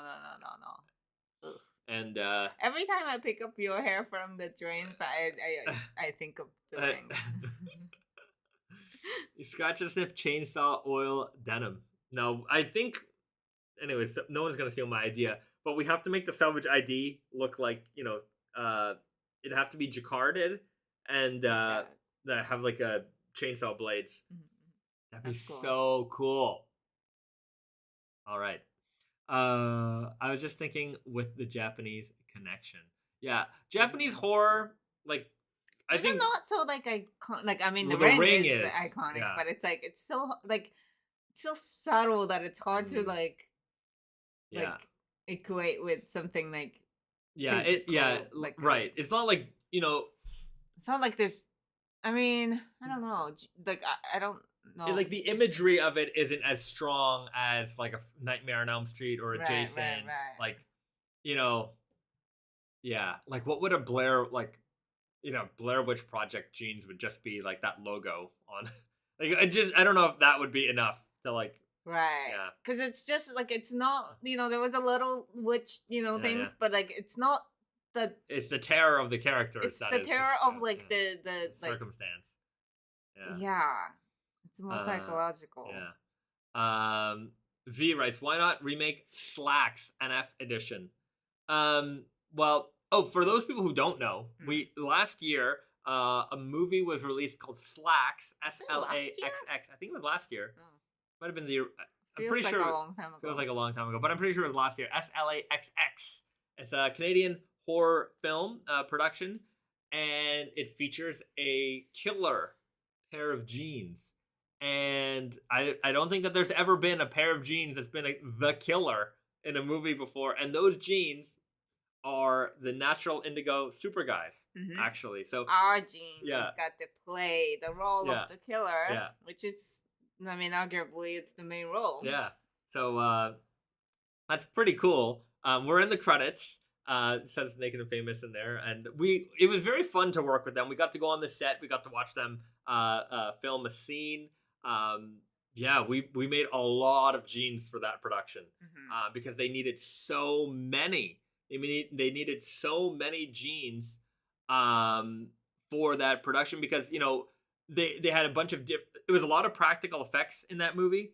So the jeans as they moved, it was actually like puppeteered, and so they basically every scene sometimes required multiple jeans to make something happen, and some of the jeans got bloody and destroyed and messed up. So we made so many, and it was very fun to work with them. I'm a big horror fan. They approached us, not like when they approached us. I think they were just looking for a company.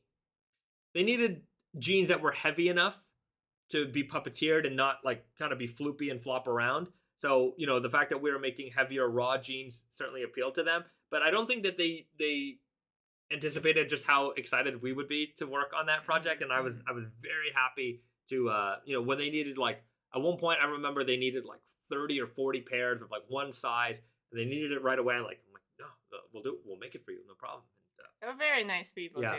Very, very nice. And we got to screen me and Risa got to watch it with the director and the writer in like a private showing. Yeah, that's like how I would imagine how Hollywood stars would watch their own movie. It was in their office, and they had a movie theater in there basically, and it was very it's really cool. V writes, "Oh, I didn't know that." So we are the jeans in that. We're not the jeans on the movie poster. The movie, but if you look closely, you'll see that they are the natural indigos. It was the super guy. I think it was mostly size 29s and 30s that they used for the production. I'm sure there was a couple of bigger sizes here and there, but it's a very neat movie, and the fact that they were able to puppet those jeans to do all the stuff that they needed to do was really incredible. BD writes, Slacks was great, needed on Blu-ray. Yeah, I think I was looking at it online the other day because I was like, when is there going to be a Blu-ray release of this? I think they released it on Blu-ray in Europe somewhere. I gotta actually email them, see if they ever put it out in North America on Blu-ray. It was a exclusive in America on Shudder, Shudder, which is a horror movie streaming service. That's where I watched it. Again, I watched it for the first time with them. And then I think in Canada it was on Amazon. So but I'm sure there's maybe it's more distributed now, but I'm sure you can find it. SLAXX. It was changed from SLAXXX.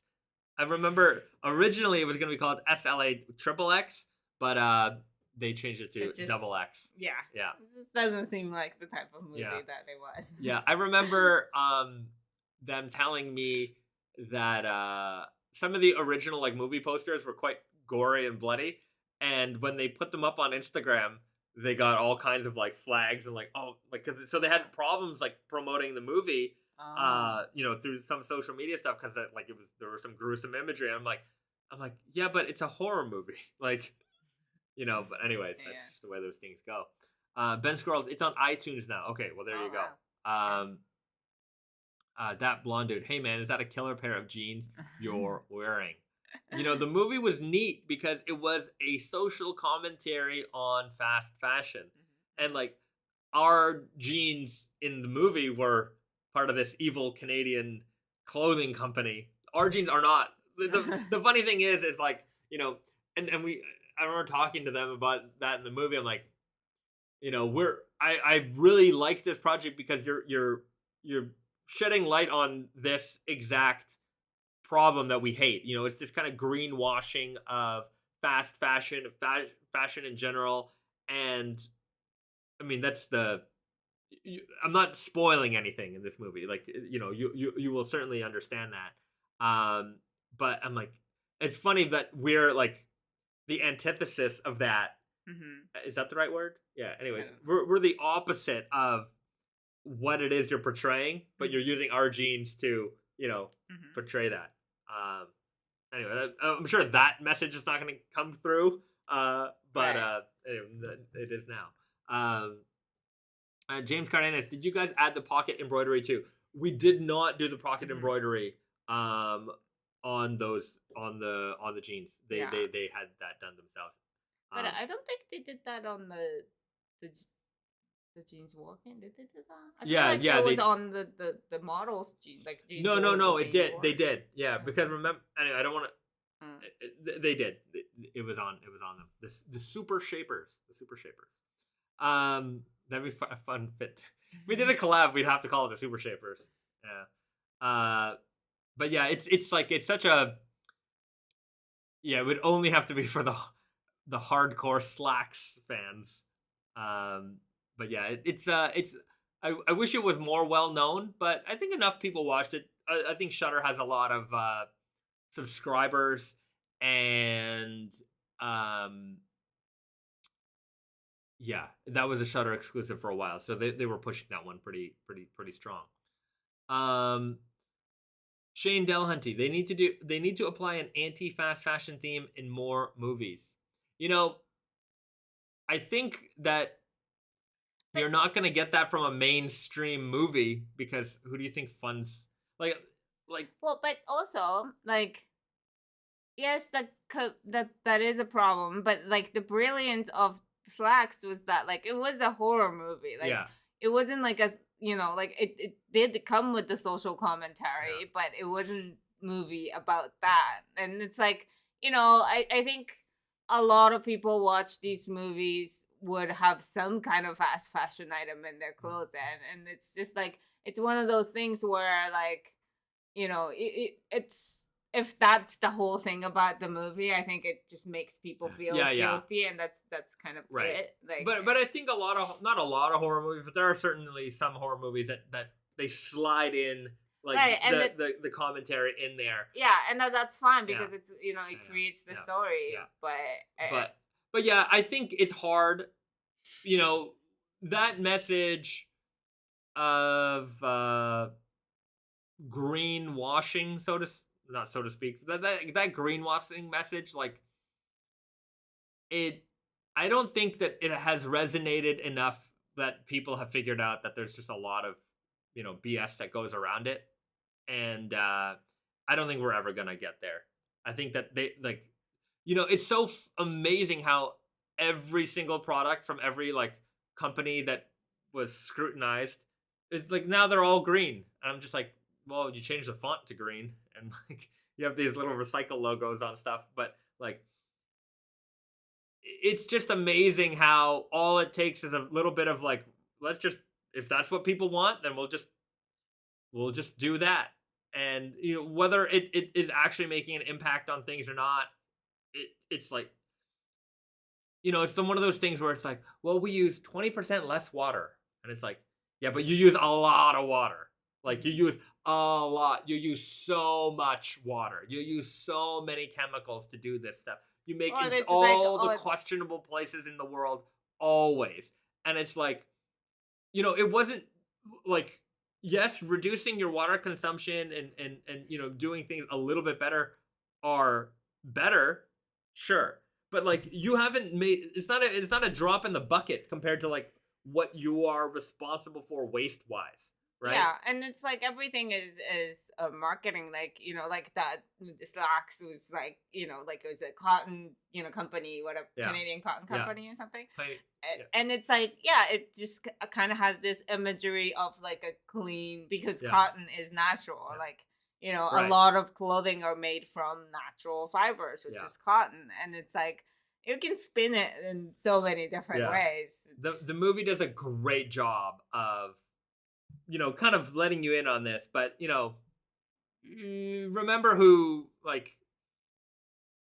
big movies are commercials too, right? And they're not going to step on their own toes or toes of people who are going to be funding them or one way or another. Remember, like whatever brands you see, like big brands, they're also owned by bigger brands, right? A lot of the big brands are just part of a giant conglomeration of humongous brands. And so it's just, I'm sure they're in one way or another are funding all kinds of movies, doing product placements and things like that. So it's like, I'm not going to give you the $10 million to put my product in your movie if you're going to have a movie, in your portfolio that is going to be critical of my industry, right? It's just, these are certainly things that are happening, and they're happening, without our knowledge, but these things are going on, right? They're, you scratch my back, I scratch yours, and that's how it is. I mean, that's what independent movies are. That's why they're great, because they don't have to play by the same kind of set of rules.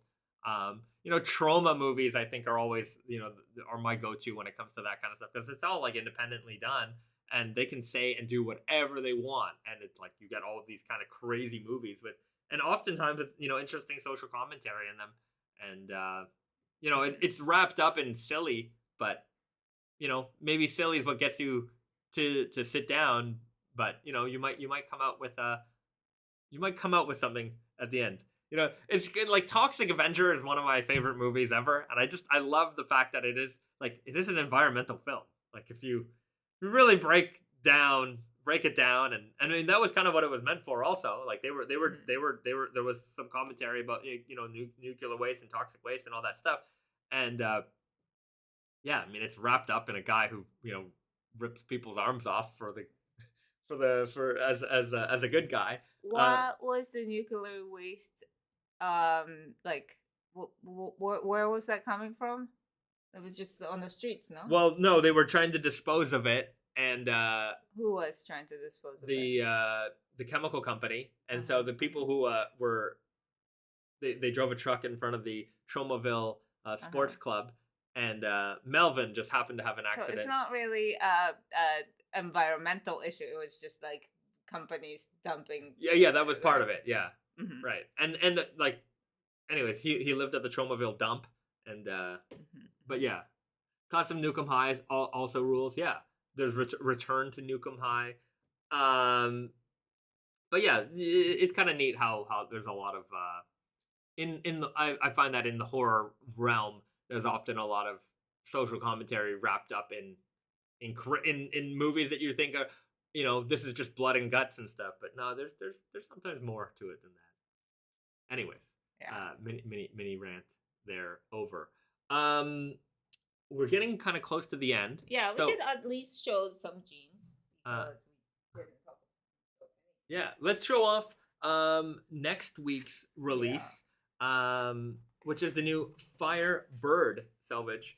I love this flasher. The flasher is really, really cool. This denim is, I would say, in the spirit of the Okayama spirit and the Japan heritage. And I promise you, this is one of my last times I name something with a bird in it. Oh, you're gonna promise that? Yeah, I think next season for spring we have one called Blue Jay Selvedge, but I didn't call it bird. But Blue Jay is a bird. Blue Jay is a bird. I'm gonna wind down the bird themed names. What else was bird? I don't know. There was definitely a few bird. There was the Blue Bird Selvedge, Firebird Selvedge. Yeah, Firebird Selvedge, Blue Jay Selvedge. I'm sure there was some other birds. That's not as bad as the sky. Yeah, I did a lot of sky naming things. There's another sky, Sakura Sky. Yeah. I don't have that sample, but I'll let you guys imagine what's gonna go on with that one. But Firebird Selvedge coming out next week.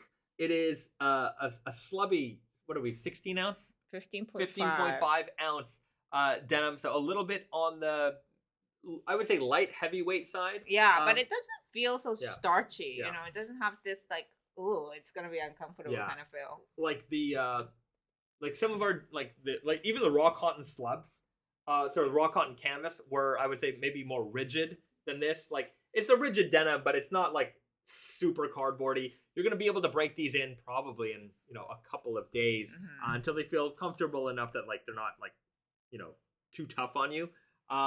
I think the reason why they're not as rigid is because of the low tension weaving on this fabric. So it's a lot looser in terms of the weave construction. So you'll get a good amount of stretch out of these as well. So they'll break in very nicely and become very comfortable.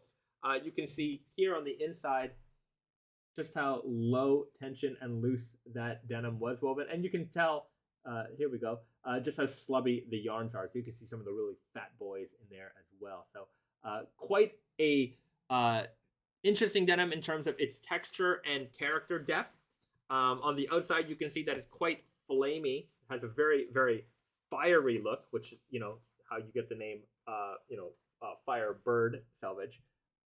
Anytime you get a lot of this kind of saturation, these deep saturation points and low saturation points on the vertical, you get a very flamey looking denim. Sometimes I feel like when I write product copy and I say flamey, if people understand it or not, it's not a technical term, but flamey looking denim. I think it's yeah. So anyways, hopefully it all comes together with the fire talk. So what makes it different from a Okayama Spirit or Japan Heritage is its texture. So it has the visual aspect of the flaminess, but not so much the physical aspect of it. It is a flatter denim. The sanforization evened out the surface texture of this fabric, and so it is not quite as bumpy. It will plump up a little bit when you wash it. So you will get more of a 3D texture over time. But as it stands, it's a soft, like smooth surface texture with a flamey look. So I think it's quite a interesting balance. It makes a very, very beautiful denim. And of course, these are going to fade very nicely. So that's the Firebird Selvedge. And we have, this one has the buffalo leather patch also.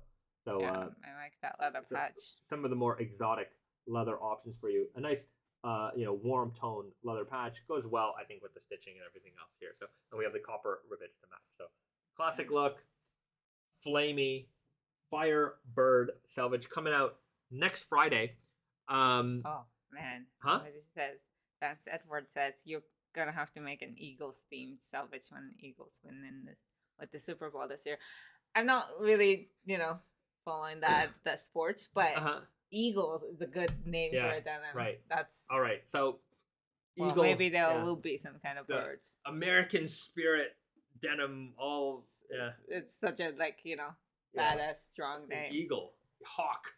Sorry, hawk, maybe I'm gonna bring back the bird.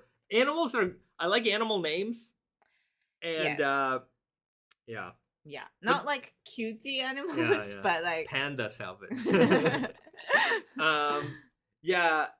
But also it has to match the denim. Like of course, of course. It really has to match. Eagle. Anyways, Eagle is a good one. Super Bowl. Yeah, I don't know. I'm not following sports at all. I have no idea. I do not know what city Eagles. What's the NFL city for the Eagles? Something on the East Coast, right? Eagles? It sounds like a East Coast team. Don't know. I have no idea. Sorry. Right. Well, somebody would let us know. I'm not. Philly. Philadelphia Eagles. All right. I'm rooting for them because that's the team I know. Yeah. Go Philadelphia Eagles. Who else is there? I know the New England Patriots because Brandon is a big fan. Big fan.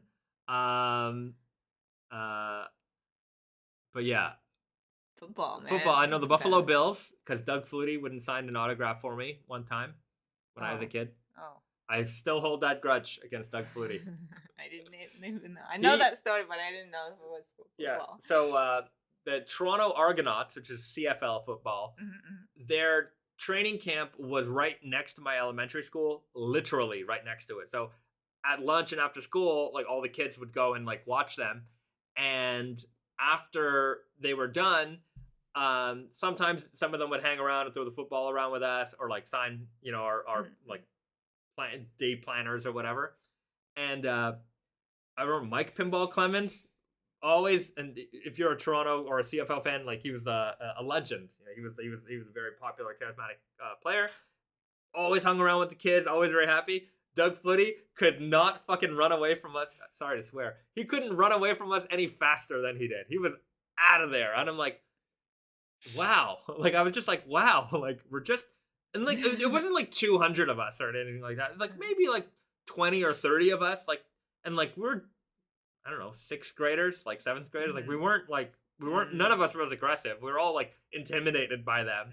And I just always remember, like, I'm like, this guy, it was like he was dodging football. Like, he was like, see you later, kids. Maybe he had a bad day. Yeah, but it was like a couple of days, like just all the time. Really? Yeah, it was all the time. Yeah, like, it was not interested. Excuse. Yeah. Yeah. The only football I ever watched was like watched was like Steelers. Like, my roommate was like such a big fan. Like, she just made me watch it like all the time. She'd make cupcakes and really? it's like wear the jerseys and all that. That was right. Yeah. So yeah, there are my football stories. I don't have very many, but yeah. Hey, Basehead, what's a good first pair to buy to enter the raw denim world? Left hand twill, dirty fade selvage.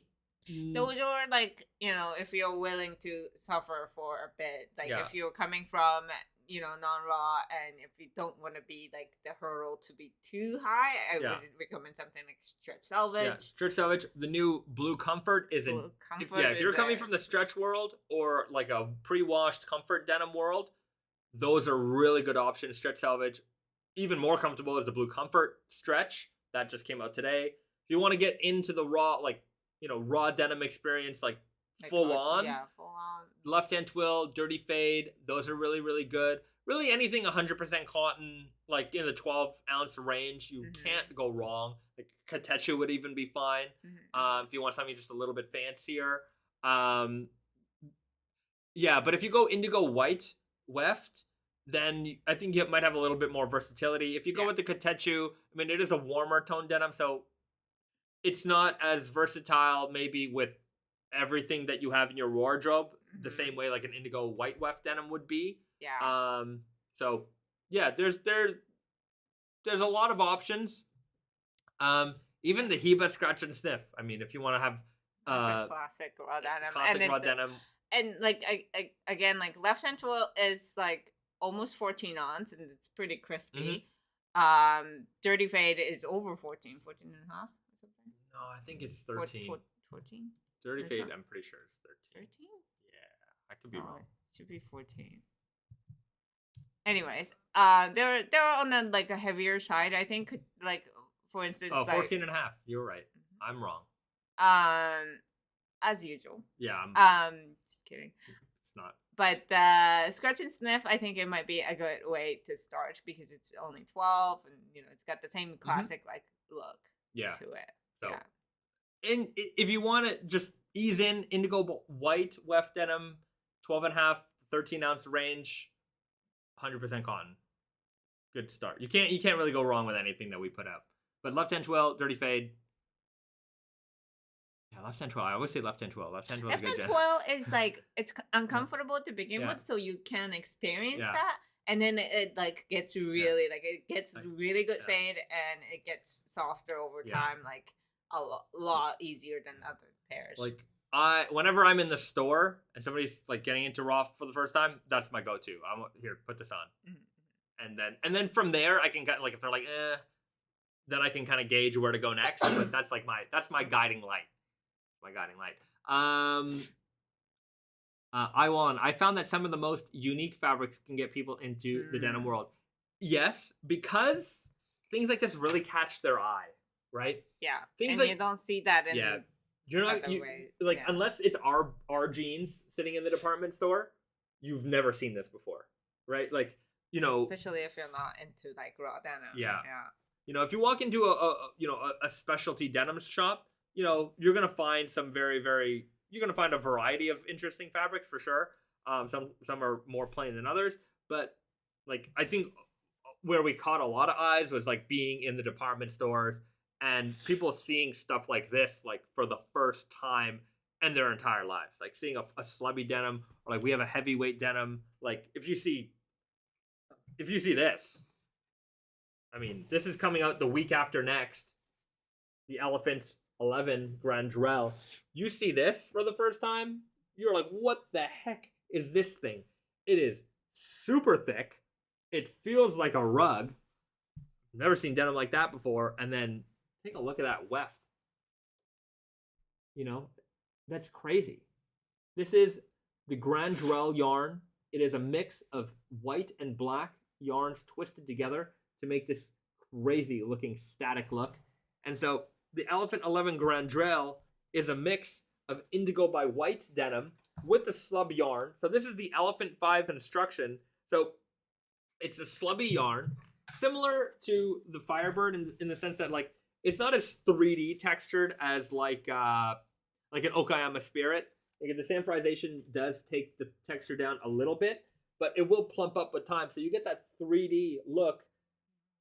If it wasn't for the black in the weft, you would see it would look a lot flamier like this, but the black fills in those kind of like lighter spots. So it makes it look a lot darker like on its own, but when it fades, you'll start to get that flaminess with that mix of indigo and black weft. It's going to be such a crazy fading jean. And as you guys know, our elephant jeans fade fast and they fade well. So I'm excited for this one. Mm-hmm. This is going to be a really, really strong one. And then we're going to follow it up with the stretch weft version of that in the spring. So if you don't want to suffer the 100% cotton, you just like want that little bit of a comfort easier break in time. So I mean, we got the veg tan leather patch on that one as well. So really, really neat option. This is going to be out in 2 batches. Mm-hmm. So the first batch is going to be available, let me double check the calendar, on the 21st of October. And then we'll have another batch that'll come in like 2 or 3 weeks later. So they might, if you want it, be there ready on the 21st. If you're okay to wait, we will have a second batch of these. It might go really quickly, but like don't be discouraged because there will be second batch will be much bigger than the first batch too. So okay. Vance Edwards writes, maybe this is a newbie question, but I have to ask. No problem. That's what we're here. Will my raw denim ever wear to the point where it's just as comfortable as say Levi's I bought for $30 from Target? I love wearing my comfy Levi's.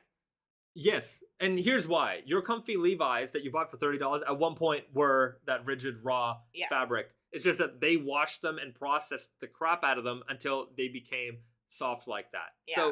So overwash, it's going to be as comfortable as, if it's obviously like, if you got 100% cotton, heavyweight raw denim, and if you have like 11-ounce stretch denim, you can't, it's never going to be the same. But if it's equivalent with over time, it would be. Like my left-hand twills, my true grits, those have been washed and worn a lot over the years. And they feel super soft and super comfortable. Washing, look, you don't have to wash your jeans every week, but I know for a while, a lot of us were going to wear our jeans. Maybe they're only going to hit the wash once a year, maybe twice a year.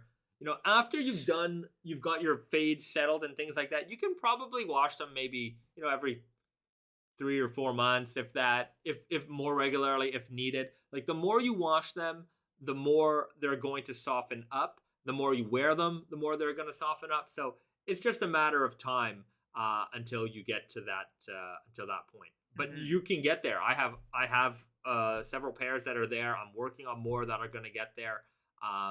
To me, that's kind of the fun. Like, fades are one thing, but I also want to just make them be my own vintage looking jeans. Like, lived in, worn in. Yeah. Okay. You know what? 2 more things. Snack time, movie time. Don't have anything for you today. Literally, I don't even know if I left the house this week. I'm trying to remember. We didn't leave the house this week, didn't we? Yeah, we did. When? We did the thing on Tuesday, was it? Let me see. Yeah, we did go out on Monday. Yeah, on Monday is the last time I left the house. I left the house yesterday. But 2 days ago. I mean, other than to like throw the garbage out, but like I've been pretty glued to my desk, so I didn't have time to find a good movie recommendation or a special snack for you. But we do have a new preview that nobody's ever seen, and you're gonna see it first. Well, technically, other than work people at Knives Out, but this is a world preview. And I know you guys have been waiting for this one for a while, but check these out. So these are the new Made in Japan milk glass mugs. We've got the Jadeite here with the Tragic Blonde logo from our shirts, and we've got the classic text logo. And we will have the Tragic Blonde. Like that's the old one. We can show that. We can show that. Yeah, it's like this design, but in this size. In this size. So. Yeah, this is a little bigger than this one. Yeah. It holds a lot of your liquid. So as you guys know, Risa and I, we collect these old vintage, milk glass mugs, and we've got a bunch of different ones. And back in the day, we made these Naked and Famous Denim ones, and a lot of people have been asking for us to bring these back. So we found a manufacturer in Japan who still makes them the old school way, and we're working with them to make these stackable milk glass mugs. So there will be 3 patterns: the Jadeite with the Tragic Blonde logo from the shirts. We'll have the text logo, and then we'll have the classic Tragic Blonde logo also available in the white. So the Jadeite one will only be this, but we'll see how they do. Maybe we'll do different editions, different colors, things like that. But these should be available by Christmas. Yeah, we're trying to make it happen for Christmas. Yeah, so you'll be able to get these for yourselves, for your loved ones, whomever. They're going to be a lot of fun. All made in Japan. They're heavy. They're beautiful. They're beautiful mugs. And I really like the size of it this time. It's a lot bigger. I like big mugs. Yeah. So, and it only holds 280 milliliter. But it feels like it's maybe 280 is a lot. 9 ounce fluid ounce. Yeah. So estimated price range. Ooh. I'm not sure. I can't say. Yeah. Sorry. They're not going to be $20. I'll tell you that much. No. But they're also not gonna be like $100 either. Yeah. So somewhere in between 80 and less than $100. So they're not cheap, but they are beautiful, and they're made in a way that very, very few mugs are still made in the world today. Like, there's a reason why, like, these milk glass. I don't like letting the cat out of the bag, but like these milk glasses, like they you can probably still find them for decent prices at the flea market, but in the resale market, like for collectors, they can go for a lot of money. Like, last week on my Instagram, I found a Burger King mug that I wanted, and it was $600. Like, I'm not saying that these are going to be worth that or anything like that. I'm not trying to say that. I'm just saying that, like, these mugs, they're special, and they're made in, are they the Selvedge Denim of mugs? Maybe. Like, maybe. Yeah, they just yeah. don't make them like this anymore. Mm-hmm. And I love having them, and you guys know that we do have an appreciation for mugs. So to be able to make one with Naked and Famous on it, I think it's pretty cool. This one's really cool. Yeah. It kind of goes with the whole vibe of that. Yeah. I'll just pull out. I'm gonna pull out some old Jadeite ones. Mm-hmm.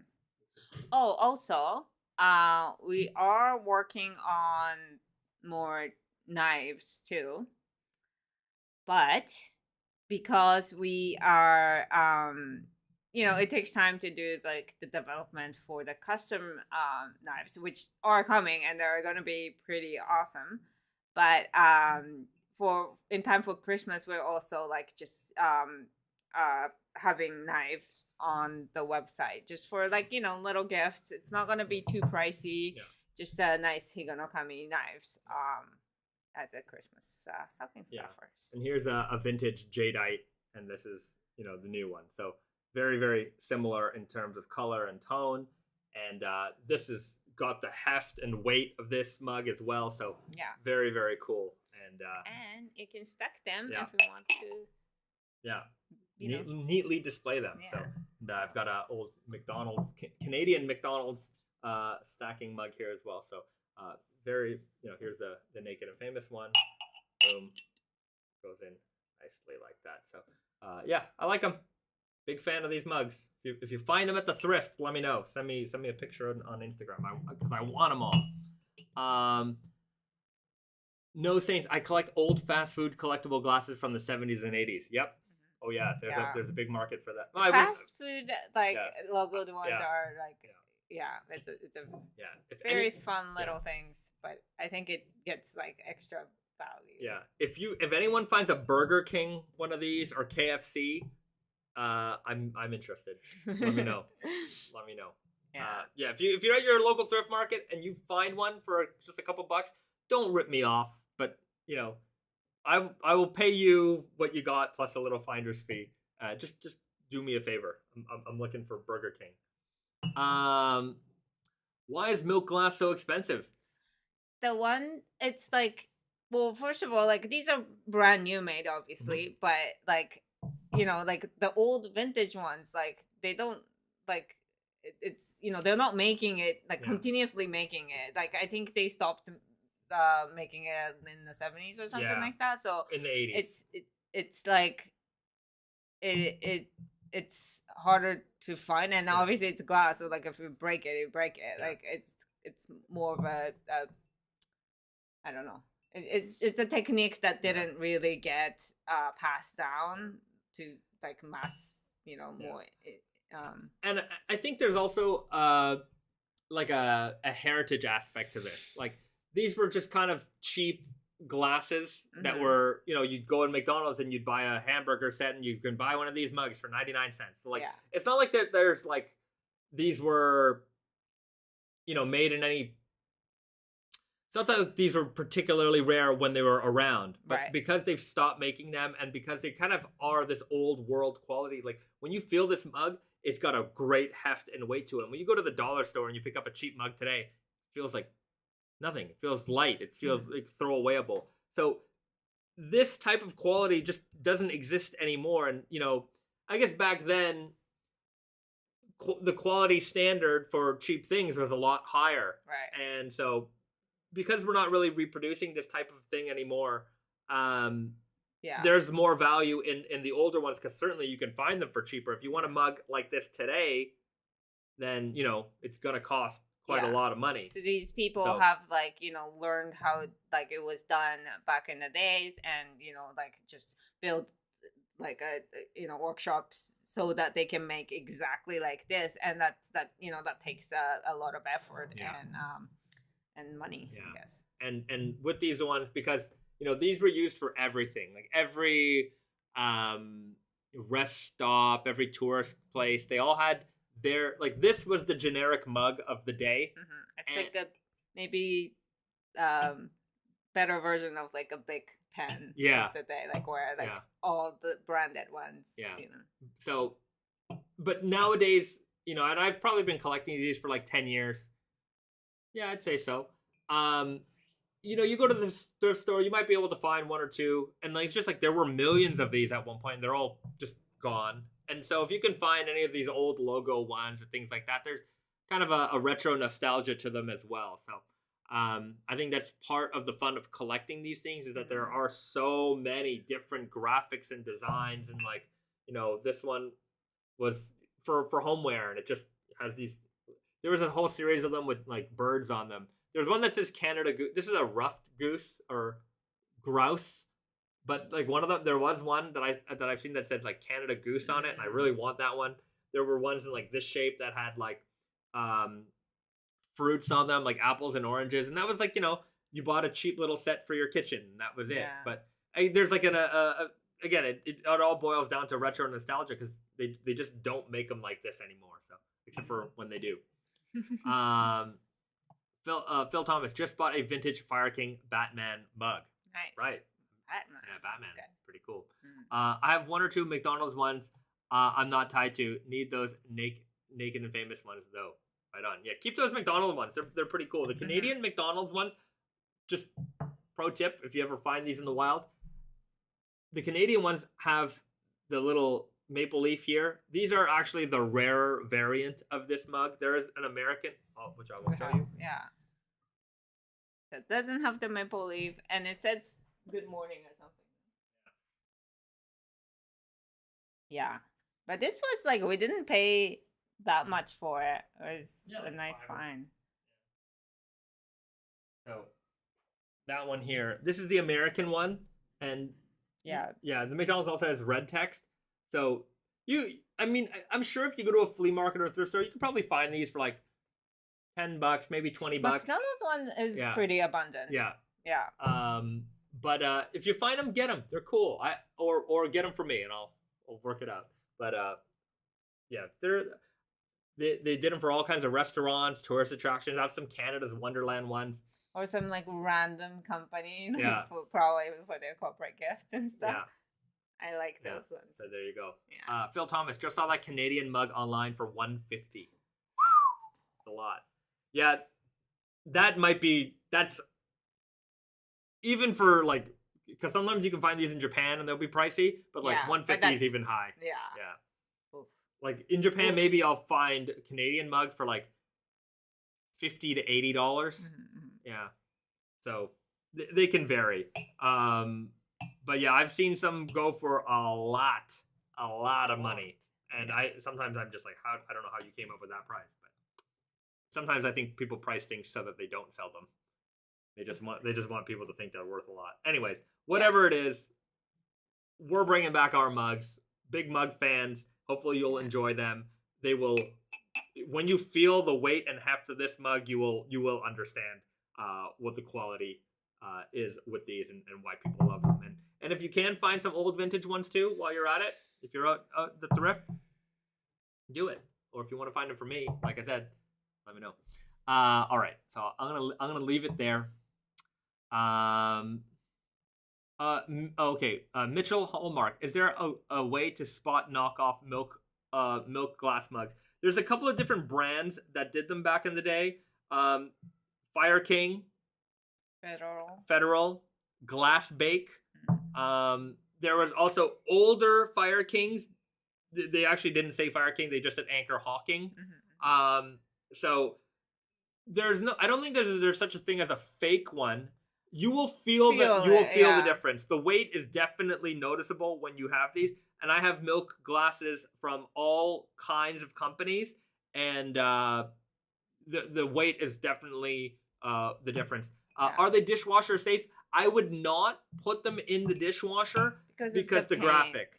Yeah. You hand wash these.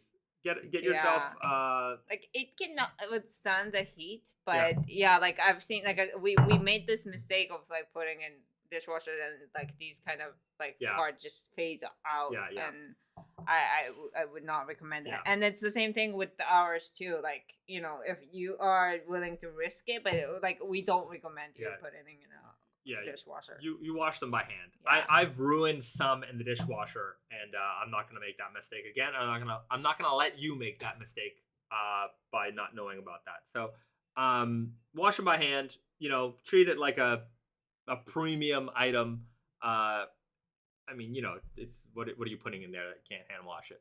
So that's it.